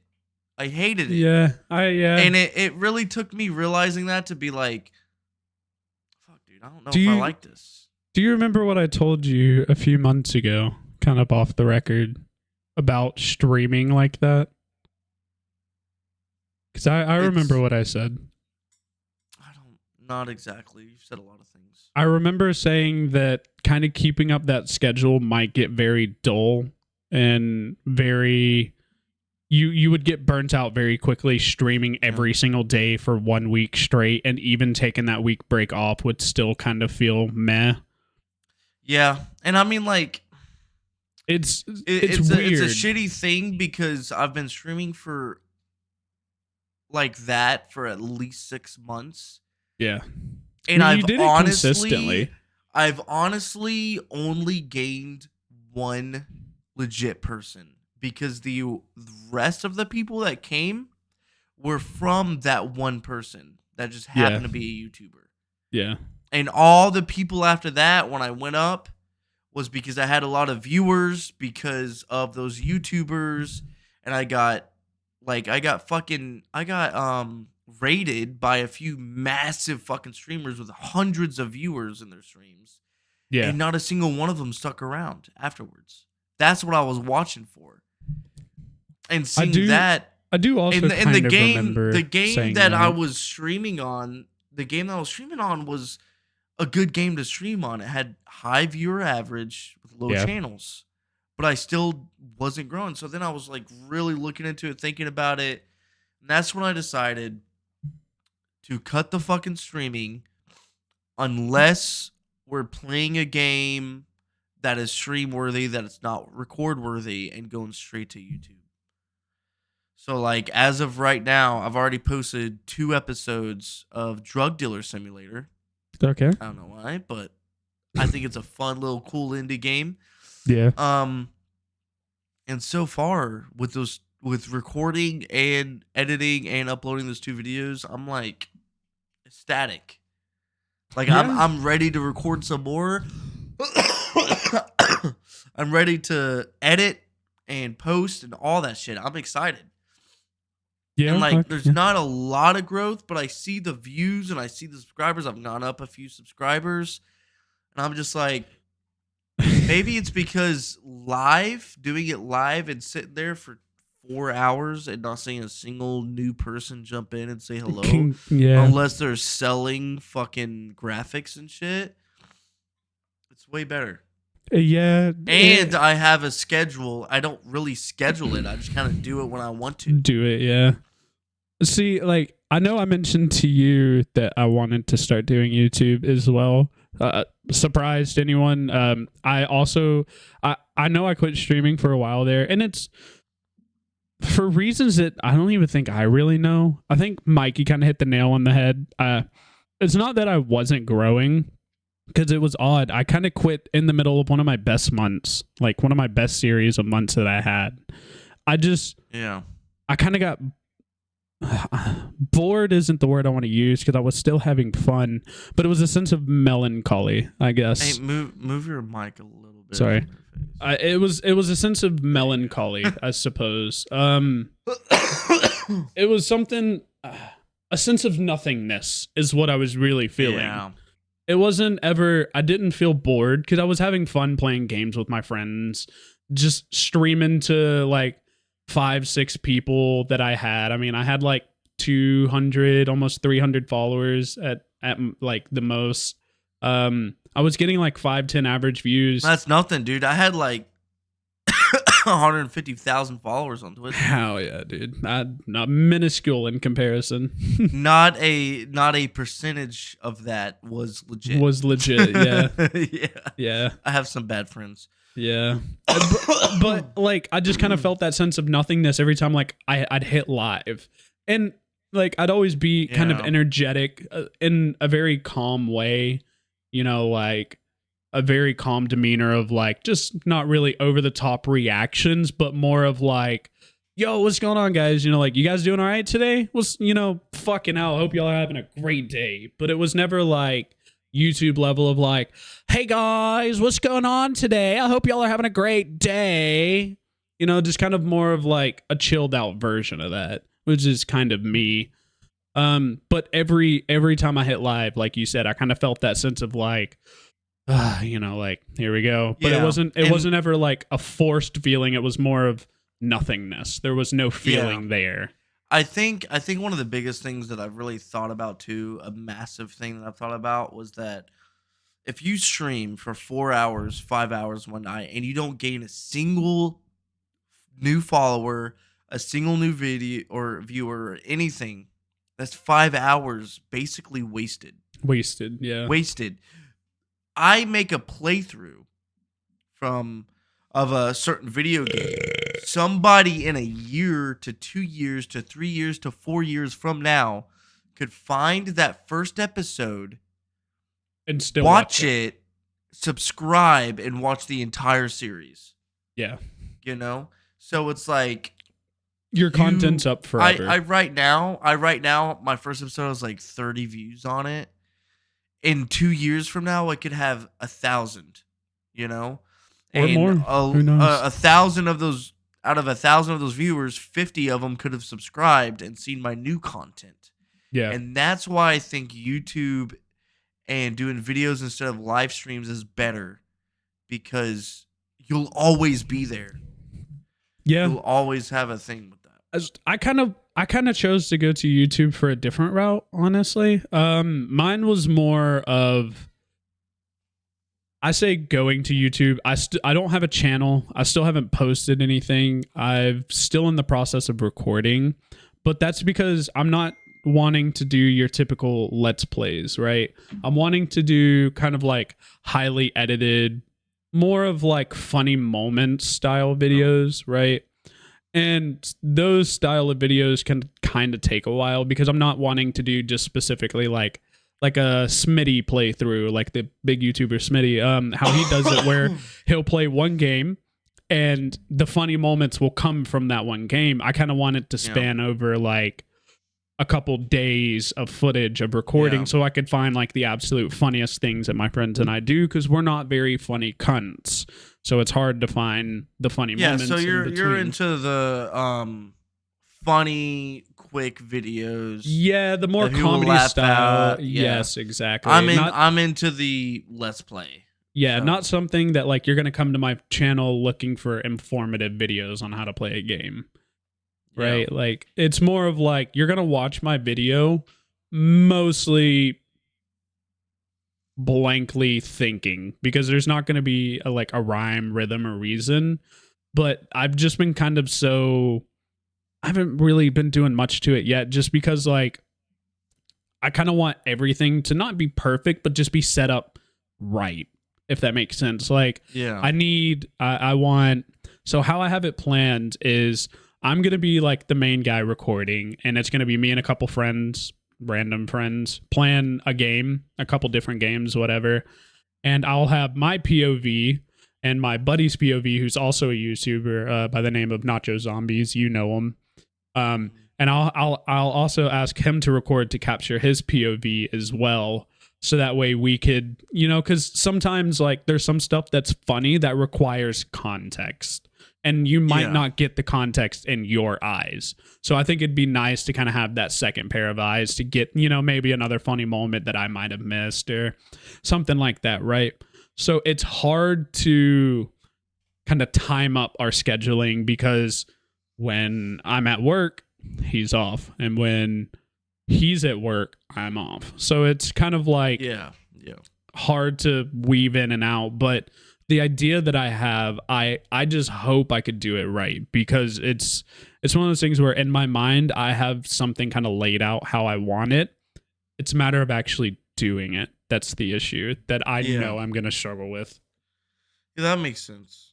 Are you done with your margarita yet? Yeah, a little bit. I've just been waiting on you. There's like finish that bitch off and go make another one. I don't need to make another one. I have a whole blender made. Oh, the ice is probably melted, but no, it's in the fridge. Oh, okay, that works out. Oh, that was nothing but tequila. Hell yeah. I just took a shot of tequila basically. Because I haven't eaten today. I'm drinking on an empty stomach. Fuck yeah, dude. That's what I do every time. Shit. No wonder this tequila's hitting hard. Boo. You're a big boy. Well, to be fair, I did pour some. Oh, I never rated my ginger ale with the pineapple juice. You know that? Oh, no, you didn't. You just rated the pineapple juice and the tequila. Yeah. So I'm going to take another swig, and then I'm going to rate it. I'm going to taste everything once I get this made. Yeah, no, go ahead. Hopefully. I had a blender full, so I got the same thing. And I put a little bit more salt on it. Oh, yeah. Should put more tequila in it. I did. Did you not just hear what I said? Oh, no. Yeah, I put another like couple shots worth in it. Oh fucking yeah, dude. There's still quite a few big topics we gotta go over. That salt. Yeah. I put more salt than I should have on there. Oh, my neck. My back. My pussy, my crack. I knew where that was going the second you said Jose Cuervo Especial with pineapple juice from a can and some fucking Canada Dry ginger ale. Yeah. It really, oh my God, the ginger ale changes the entire drink times 100. It's fucking crazy. It makes me worm. Oh, okay. Yeah. One more. Oh, okay. Ah! Shit, I need a napkin. But you better stop screaming in this bar before you get us Dog. kicked out. Fuck. No, so that is a solid for flavor wise 8.5 out of 10. Okay. 8.5. You gave the For the pineapple. easiness. Yeah. For the easiness of making it and everything like that. Yeah. Well, flavor wise 8 out of 10. My bad. Okay. 8 out of 10 for the flavor. The easiness of making it, the ingredients, just pouring it in a glass is a 9.2 out of 10 with the flavor and everything together. Holy. Okay, I was gonna say you gave the other one an 8 and an 8.5, and you gave this one an It was a 8 and a 7 and 9.2. It was a 7 and an 8.5. Was it this? I thought you said 8. My bad. But yeah, okay. So that is There we go. incredible. I didn't change up anything other than add some more tequila, and I would still give it the same rating because it doesn't taste any different. You said it. The margarita mix really drowns out the tequila. Yeah, for sure. But there is one topic I do kind of want to talk to you about because it's a weird kind of stupid topic, but this is how my brain works because my YouTube list of like what's given to me for my algorithm is so fucked because I watch like half gaming videos, half like I don't even know how to describe it, like entrepreneurial videos basically like this channel I watch is called Magnates Media. It's a really good channel that he covers a lot of like company like startups and stuff like that, like JP Morgan, one of the richest guy who's at one point basically owned America, and stuff like that. And he makes videos on like how they came up and their life and why they did what they did and stuff like that. He did a video on a guy by the name of Sam Zamuri. Does that name sound familiar to you? No. Mr. Sam Zamuri. He is often referred as Sam the Banana Man. And oh, nice. His story was actually really interesting when I watched it. Magnate's Media has 2 videos out on him because his story is just kind of like really fucking bizarre. Really? So let me preface it with this. Do you know what, if I say a country is a banana republic, do you know what that means? Country is banana republic? Is a banana republic country. Do you know what that means? I think of Puerto Rico. No, not really. Okay, so Cuba. I think of Cuba actually. Go ahead. Would Cuba might be considered one? I don't know, but basically, to sum it up, because I don't know the exact definition for it, but a banana republic basically is a term that refers to a country that only has one main export. In the case of a lot of like Central to South American countries being bananas or like sugarcane and other stuff like that. It's kind of like a derogatory word towards basically calling a country a third world country back in like the 1900s, 1800s, whenever that was. But basically Mr. Sam Zamuri, the main guy in our story, he was a Russian kid born in what is now known as modern day Moldova, I believe. Yes, modern day Moldova. And his father died when he was young, I believe, and he essentially immigrated to America with his uncle, who was a businessman. And while living with his uncle, he worked around the shops and stuff like that to earn some money. And he ended up moving or a local guy ended up coming through selling some bananas one day. And bananas at this point were not known to many Americans, like really any at all. They were kind of like a luxury berry, basically. And yes, a banana is a berry. Yeah, look it up. A banana is a berry. Really? It's classified as a berry. Yeah. What the fuck? I might be wrong about that, but I'm like 99% sure a banana is a berry. I wouldn't stick a berry up my ass to get off. That It's like Well, a brother, banana. botanically The speaking, a banana is both a berry and a fruit. Oh, Well, there you it's go. both, but So no, yes, it's it is a fucking berry. fruit. It's both. It's a berry. That's bullshit. But Is an basically, eggplant a berry? I don't know. I don't eat eggplant. I do shove it up my ass though. But Squash. I'd shove that up my ass too. But basically, at this point, it was the first time he'd ever seen a banana, and it kind of like enticed him. And he found out that they were selling bananas at a port in Mobile, Alabama. So he basically took everything he had and moved to Mobile, Alabama, near this port in the Gulf of Mexico, to basically start buying bananas. And when he showed up, he didn't immediately start buying bananas. Basically, he just kind of sat back and watched how like the whole operation worked. He watched like a boat pull up into the harbor, and a bunch of people rush on and start pulling off crates of fucking bananas, just one after another, hundreds of people.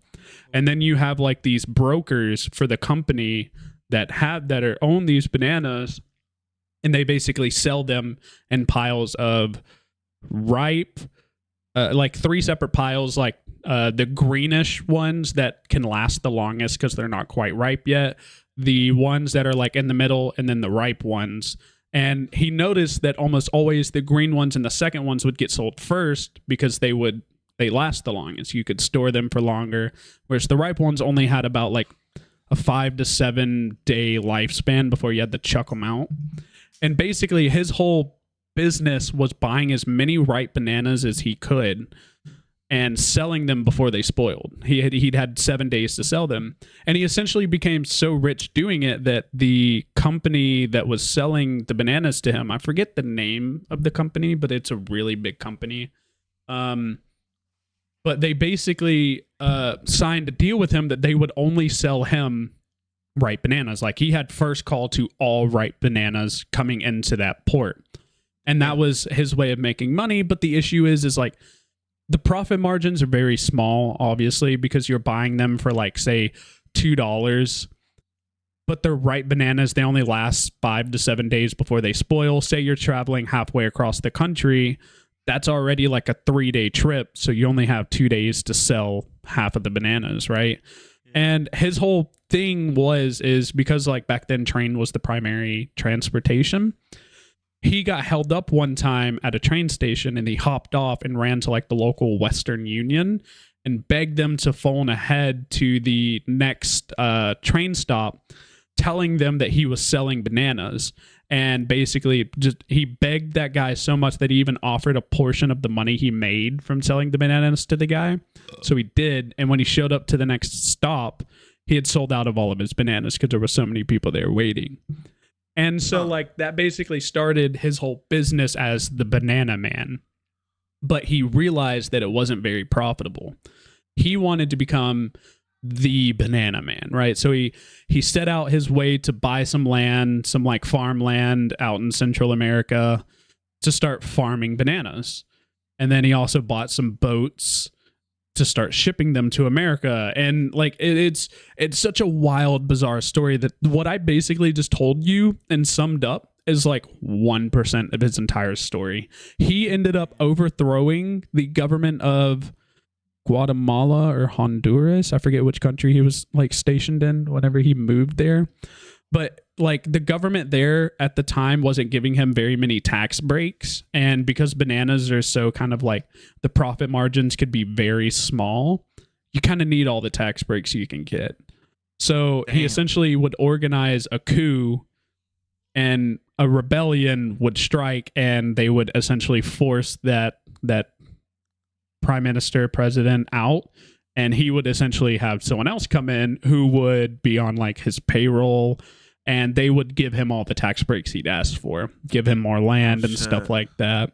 And it's a very wild story that just has so many, like, you could just think about it like what I'm telling you now. And if you go and watch the video, I'll link both videos down below. We'll link both videos down below because it's very interesting. I think it's like an hour watch, an hour and a half or something like that. It's a long video for both of them, but like So at the time, this major company that he originally was buying the bananas from was the only company. So like there were smaller subsector like banana farms and companies that were set up, but this major company had a share in every single one of those companies, basically owning them, and which is illegal. It was a part of the anti-Sherman trust law or whatever that law is called. And when they started getting investigated, one of the companies that they had let become free as a way of like, oh, look, we do have a genuine competitor. You can't lock us up for the anti-Sherman trust law, was Sam the Banana Man's banana farm. He wanted to go free away from the banana company that was over him. So he offered to buy out all their 10% of shares or whatever and become a free like competitor. That's where the story really fucking kicks up, because like full out countries are going at war because of this other banana company and Sam the Banana Man's like banana businesses going head to head. Like both of the like two separate countries had to go to war because of it. Like it was fucking insane. And he ended up his business ended up getting like, he sold off his business, retired, and then ended up coming back and buying out the company, or not buying out, but taking over the company that was originally his competitor, the bigger version of it. He ended up overtaking that and just like essentially running it like a mob boss would, like just killing anyone who disagreed and fucking just a load of over horrible fucking shit. Bananas, dog. Bananas of all fucking things. You think about it, it's really about money. It's over. You want to know what surprised me the most? That company, that major one, not the one that Sam started, but the other one, is still around today. They just rebranded as a way to kind of like move away from their deadly past of starting coups and revolutions in South American fucking bizarre. When I finally watched fucking bananas, dude. Literally, shut up. I hate you. Fucking bananas. Literally, it is such a wild and bizarre story that when I finished watching it, I was just kind of like sat there like, what the fuck did I just watch? Like, honestly, that just is fucking crazy. I'll send you both videos after this for you to watch, but I will definitely leak all three videos that I just mentioned, the Oppenheimer one earlier and these two down below. It's honestly, go watch all three of those plus the one you're gonna link. It's just incredible fucking videos. The Magnates Media is a really I'm not gonna say popular. I mean, he has 1 million subs. That's very popular, but as far as like how I feel like his channel should be, I feel like he needs to be way bigger. Like more people need to be watching him. He's very entertaining and actually does like deep, thorough research into like the people he's talking about.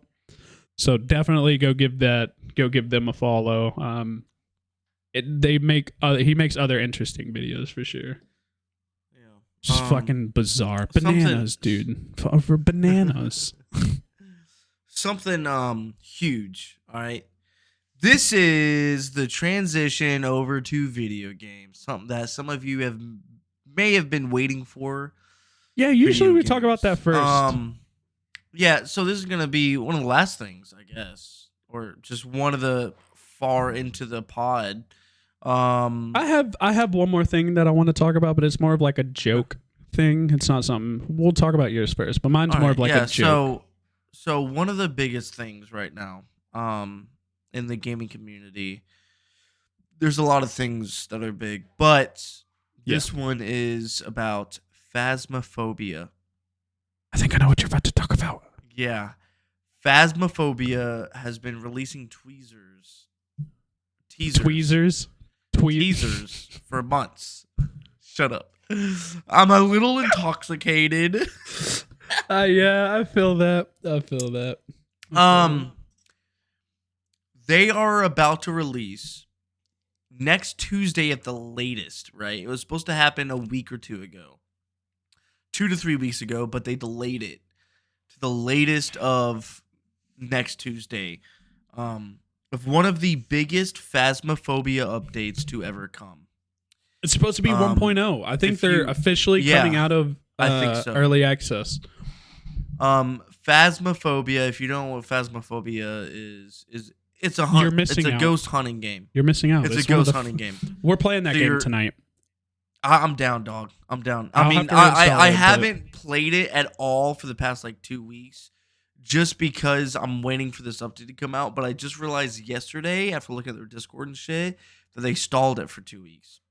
But Yeah. last Tuesday, not this one that just passed, but the one before, they came out on the Discord saying, "Hey, for this massive update and this and that, we basically are going to request 2 more weeks. We said it was going to be released in July, but we're going to ask for it to be released mid August, which is next Tuesday, is the exact 2-week mark. So we can fine tune everything and make sure it's 100% for you guys." Which is fair. Basically, the biggest thing about this is that this is the first update where they are going to completely wipe all character levels. Well, okay, so let me add a little bit of context No, there. they are wiping. If you're above a level 100, I believe it is, you will become a prestige 1 immediately. That's true. That is true. So you automatically have everything unlocked that you could start buying. There shouldn't be an issue of like I think they're resetting your money and everything like that, so you'll have to kind of like do some jobs and contracts to re-earn the money to buy things. But he is partially right. Yes, they're wiping. If you're under level 100, you have about a week or 2 to hurry it the fuck up so you can get that prestige 1. So the way I think of it, the way I see it, right, is because when I first started playing Phasmophobia again, I completely wiped my levels. I was level like a few hundred or some shit. And I completely wiped it. I'm over level 100 already. So when this update comes out, I am going to completely wipe my prestige and everything. I'm just going to completely start from a brand new fucking player instead of being prestige 1. Just so I know what should I do it with the difference you? is or whatever. I say yes, because I want to completely set up how you would if you were a brand new player, completely restart the game from the beginning. Well, okay, yeah. So I think we should also kind of preface it with this. We played Phasmophobia since I kind of started a little late, but I think you hopped on the train like the month it came out. Yeah, it was like instant. I've been playing it for fucking years. I was the opposite. I did not like it at first, admittedly. Like, anytime anyone asked me to get it, "Oh, I'm not buying this stupid fucking ghost hunting game. Why would I buy that?" But I eventually caved in and bought it, and it's probably the only game I've had limitless amounts of fun on, which is fun because it's very repetitive to a degree, right? Like, I'm kind of at that point. I'm like a level, I don't remember, like 800 plus, I think. I forget exactly where I'm at, but I'm like above 500 to 700.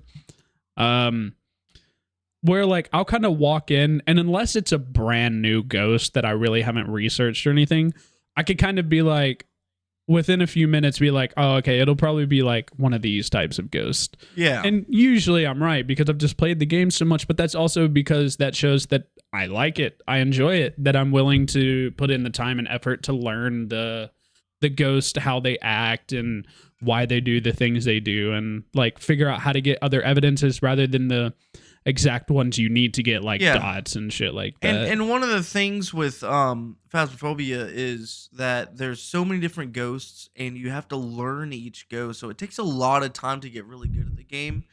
And they've added difficulties. They've added a few different things to make it more elongated on how much you spend on the game. Like, you really got to play it a lot to be a master at it. And this update, it not only wipes your levels, but the biggest thing about it that I think is the biggest thing, I don't know if it's the levels. I think it's the biggest thing about it is that they're improving how you level up. So originally, it's a complete overhaul. They're not just yeah. So instead of going from level 1 to 2 and only needing 50 experience for then, and going from level 1,213 to 1,214, you also still need 10 XP or 50 XP, right? So now it's going to be It's from level 1 to exponential. 2. Yeah, from level 1 to 2, you need 10 XP.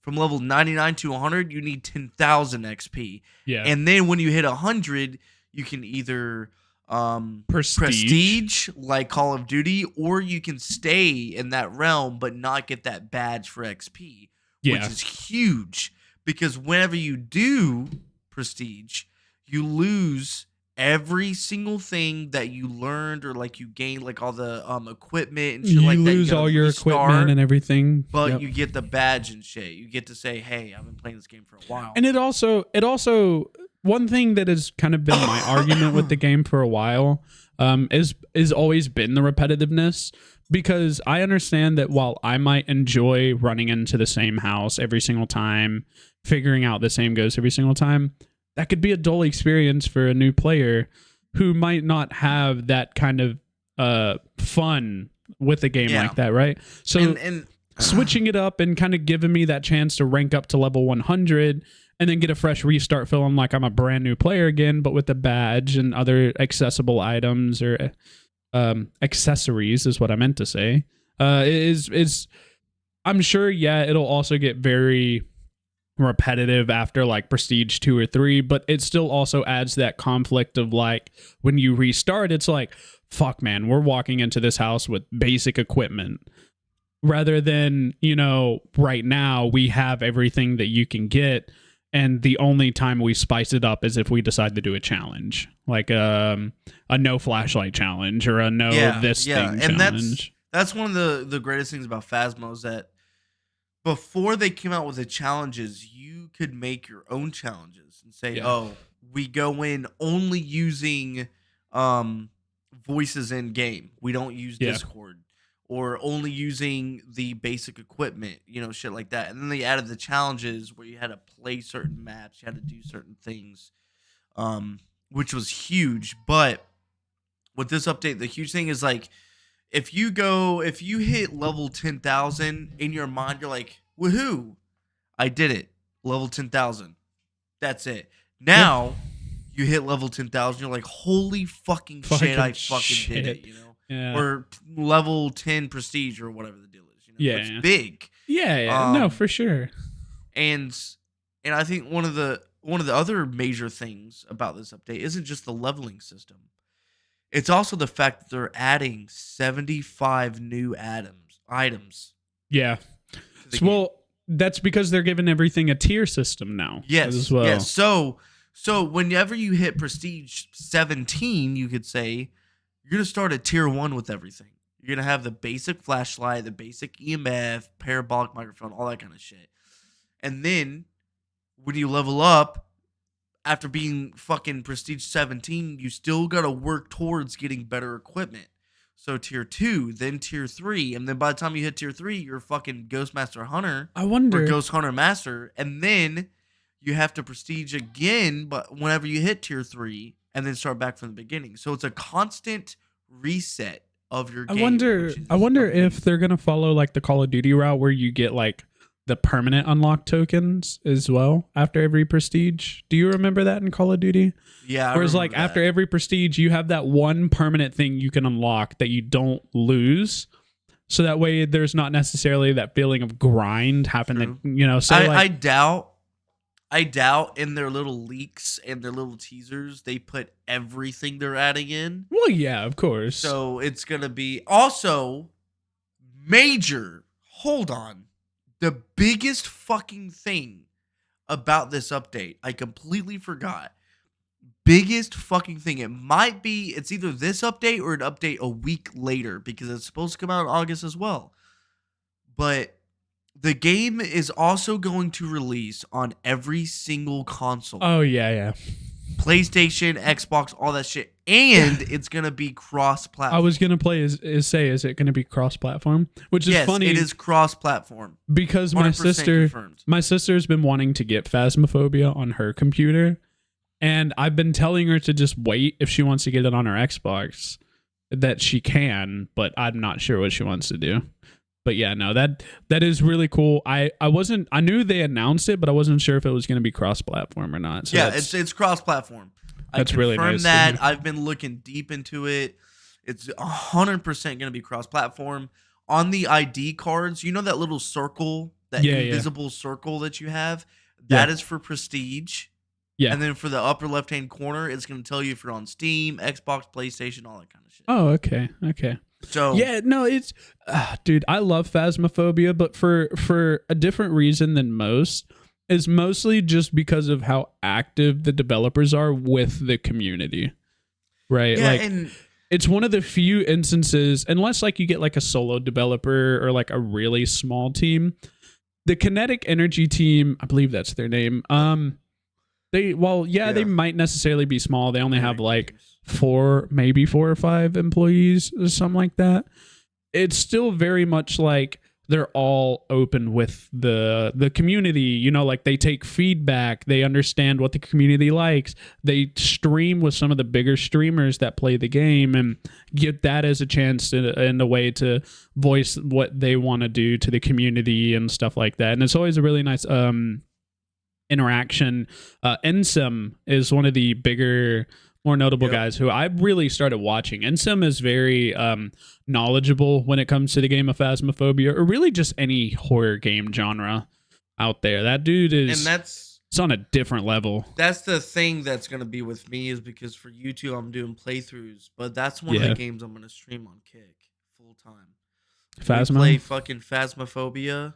Yeah, Okay. When the update comes out, full on streaming it. See, I could also, I think I could find a way to make it useful on YouTube as well with the style. Oh of yeah, it. for sure. I might end up recording when the update comes out. I might start recording some of that with you. Because right now I have so many friends that play Phasmo, and I know you do as well, that I don't think it'd be hard to find like a lump sum of content. Oh yeah, it's so easy to find. Like for your type of videos. Oh my god, you would have tons. And then also one of my biggest streams or videos I want to do is do it in VR with the new update. Ooh yeah, I need to get fucking different thing for a different day. I need a VR headset. I really want to get one. Dude, VR is huge. My room is perfect because I live like a poor man by himself, even though I live with my family. My bed is a tiny mattress on the floor, and my TV is also on the floor because I have yet to mount it. Other than that, my desk is the only thing in the room. My room is perfect for VR. There's nothing obstructing it. Something huge just happened. I need to piss so bad. Oh, okay. So I'm gonna go piss. I'm gonna hold that. On BRB. Yeah, I gotta piss so bad. Go. Fuck off. All right. So basically, yeah, Phasmophobia, massive fucking update coming up within the next week, bro. I'm literally, here's the plan. You know what we need to do? You know what? Before anything else, here's the plan. This is the thing, Justin. I am literally gonna take a week off of work to play this fucking update. I'm not kidding, dog. I'm not fucking kidding. I'm taking a week off of fucking work to play this fucking update. It's paid vacations. Well, what I was gonna say is we need to set some time aside and play with Snow. No. On Phasmo, yes. Snow's cut off. Why? No, Snow's been blocked. He did some dumb shit again. Oh, never mind. Yeah, unfortunately, he did some dumb shit. The wife blocked him. I blocked him. I mean, that's fair. It's unfortunate, but yeah, unfortunately we had to get him out of here. He just couldn't grow up fast enough. It sucks. I mean, yeah, but that's fair. We still got the OG crew. I mean, every time we played Phasmo with him, he disappeared, and then would come back 30 minutes later, like, "Oh, guys, what the hell?" Yeah, true. But yeah, no, for sure. Well, when it comes out, because I'm sure you'll have your eyes and ears to that more than I will. I just kind of check it as I scroll through my Steam list of games. But when it comes out, you just shoot me a text, Phasmo update. We'll play it 100%. When I get off work that night, we'll set aside some time to record and play for sure. Fuck yeah, dude! I'm putting in leave so quick. It's not. There Even funny. is I was thinking about putting in leave today, just for the end of next week. Just knowing there that it's is coming out. there is one thing I should mention though. Are we gonna do duos or are we gonna have Josh play with us What do you mean?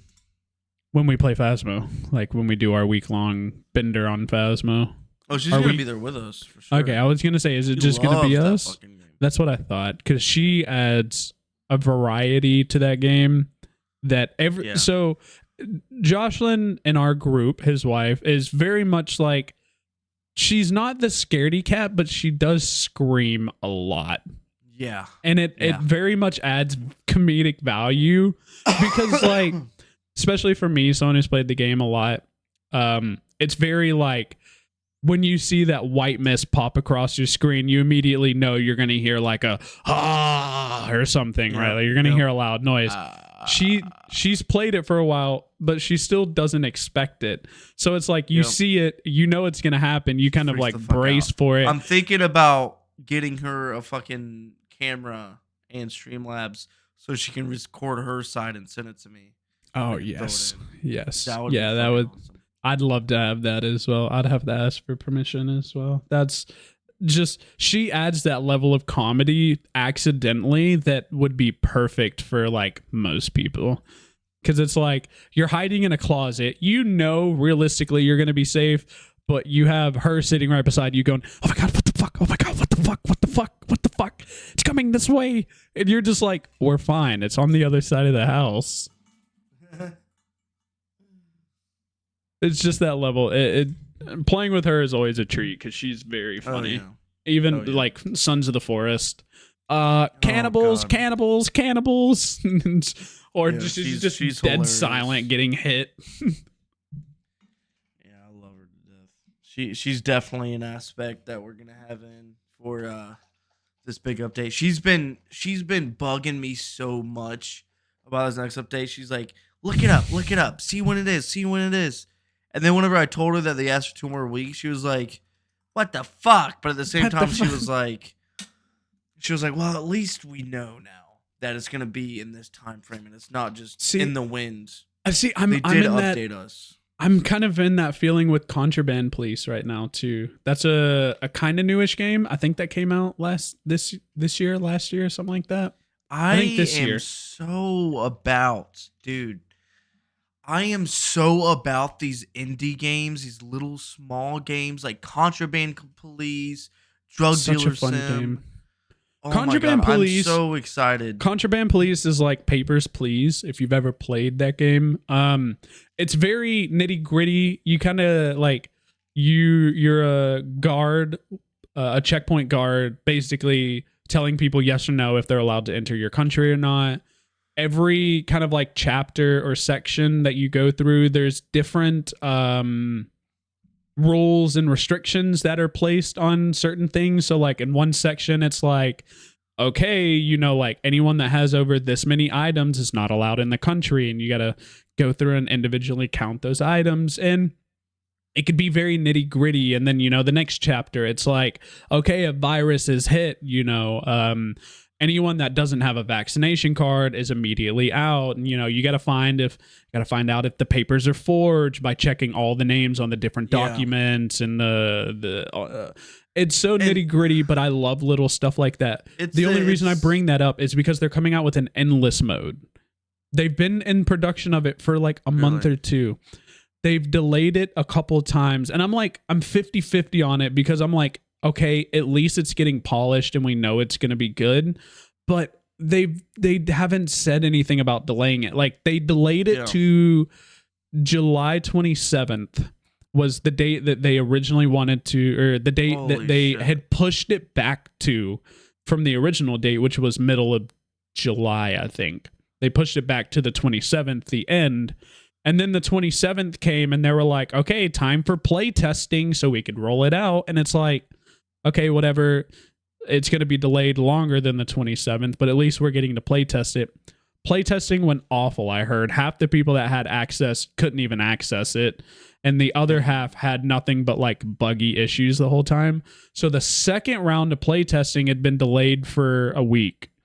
Actually, I think it was supposed to start yesterday, and they haven't said anything about it. So I'm like, Dang. I'm upset. Is that for contraband police or Yes, for yeah. papers? Okay. Contraband police. Contraband police adding an endless mode is they're adding so much to it that's the only reason I feel like they're delaying it so much is because they're adding apparently so much content as far as like a new way to smuggle in. Like in one screenshot there was a plane underneath them saying a new way to smuggle. So I think like planes are going to be dropping like drugs inbound and you got to go capture it, and like a whole list of like new buildings, comrades for you to like add to your station, and a whole list of things that are just in my eyes necessary to keep a game like that going.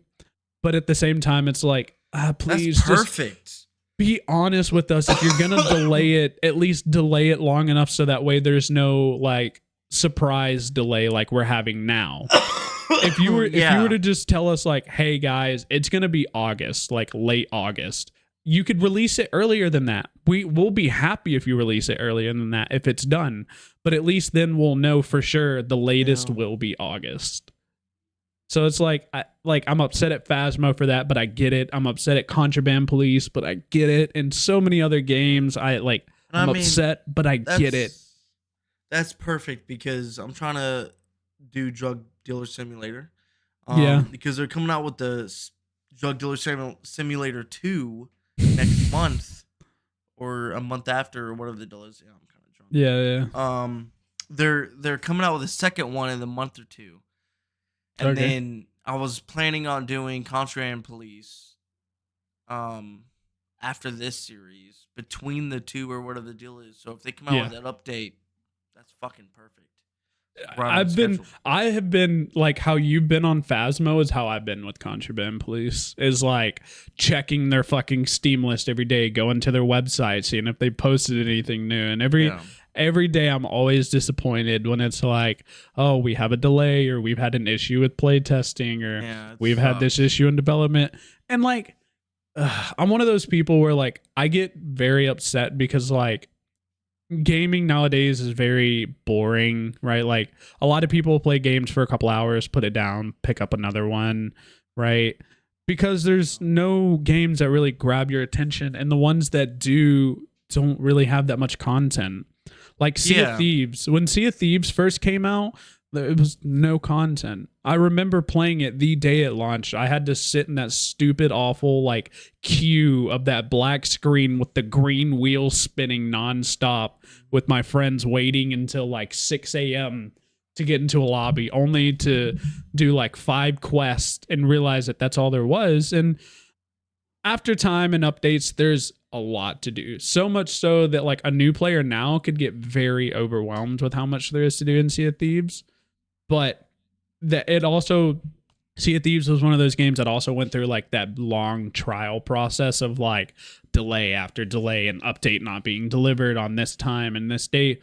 But now looking at Sea of Thieves as someone who's kind of been through it all, I'm very proud of the game. Like, yeah, the game has issues, but overall it delivered on every aspect I wanted and then some. And I could only hope the same for like Phasmo, which when I bought Phasmo, I expected very little. And right now it's exceeded all expectations. And with what they've shown, I now have new set expectations because it's coming on full release now. So hopefully, not hopefully, I'm sure the guys over at Kinetic will do a fantastic job. And I will be blown away by what they've added and what they've done and changed and everything. I will say, I hope Contraband Police does the same thing. I hope their update completely blows me away. Because I can be patient. I could wait for delays, as annoying as they could be. I think that's also... I think one of the thing with updates, too, is like the same thing as like... Let's say... Battlefield 2042, right? When it was delayed, or whatever the deal is. Mm-hmm. The more a game gets delayed or the more they shout it out, the more hype there is. So, who knows? I mean, maybe they're only doing that for the hype, you know? But also at the same time, even if it isn't, then it gets more hype. So the second that update comes out, boom, swamped with new players and old players. Yeah, I guess it's one of those things where it's like any publicity can be good publicity, even bad publicity, right? Where it's like, even if a game is known for its constant delays, it's still getting people looking at it that might not have seen it otherwise. Yeah, it might be in a bad limelight, but some people are more open and susceptible to trying games than I am. Yeah. Like, if I see a game that's getting ridiculed in reviews, I will most likely pass on it. But when it comes to, like, other people, I have friends that'll buy, like, the worst rated games and have fun with it. And I'm like, how? You good? Yeah. This tequila's kind of hitting me now. Yeah. I'm fucking sauced. Yeah. This has been a good episode. Yeah, for sure. Yeah. Phasmo. I'm so fucking excited for Phasmo. Oh yeah. When we get done, I'll immediately start installing it. I'm gonna go eat and everything, and then we'll play it. You don't even have it installed? No, I uninstalled it. What a dumb bitch. Because I have to have that game on my SSD, and my SSD is also my boot drive and where I put all of my footage. So it's like gotta interlap stuff somewhere. Okay. Well, yeah, we'll play some Phasmo tonight. I might not be streaming it. No, I probably should. Yeah. It'll be some fun shit, eh? Yeah. Pretty Yeah. excited. I've got some topics saved for next pod. The Alright. meat is going well as well. Nice. Yeah. I know you sent me a video of it. Yeah, last the week? meat is doing good. Yeah. So My brother-in-law this weekend I'm gonna swap thought it. this my brother-in-law thought this episode was mead. So when I sent him to the liquor store for me, he was like, "So what kind of mead do you want me to grab?" And I'm like, "Mead, that's the end of the month." And he's like, "I hate you. What are you doing?" He's Yeah, ready. so- He's ready for it. So this meat is gonna be all right. I'm pretty excited for it. And yeah, we'll fucking crack right into it, dude. So what are we But gonna do? thanks Are for we gonna dress up like Vikings when we go to fuck drink yeah, mead? dude. I'm gonna be drinking out of a fucking mug. I mean, it's so mead is I'm gonna try and find one of those horns and drink it out of that. yeah, mead is actually a honey wine.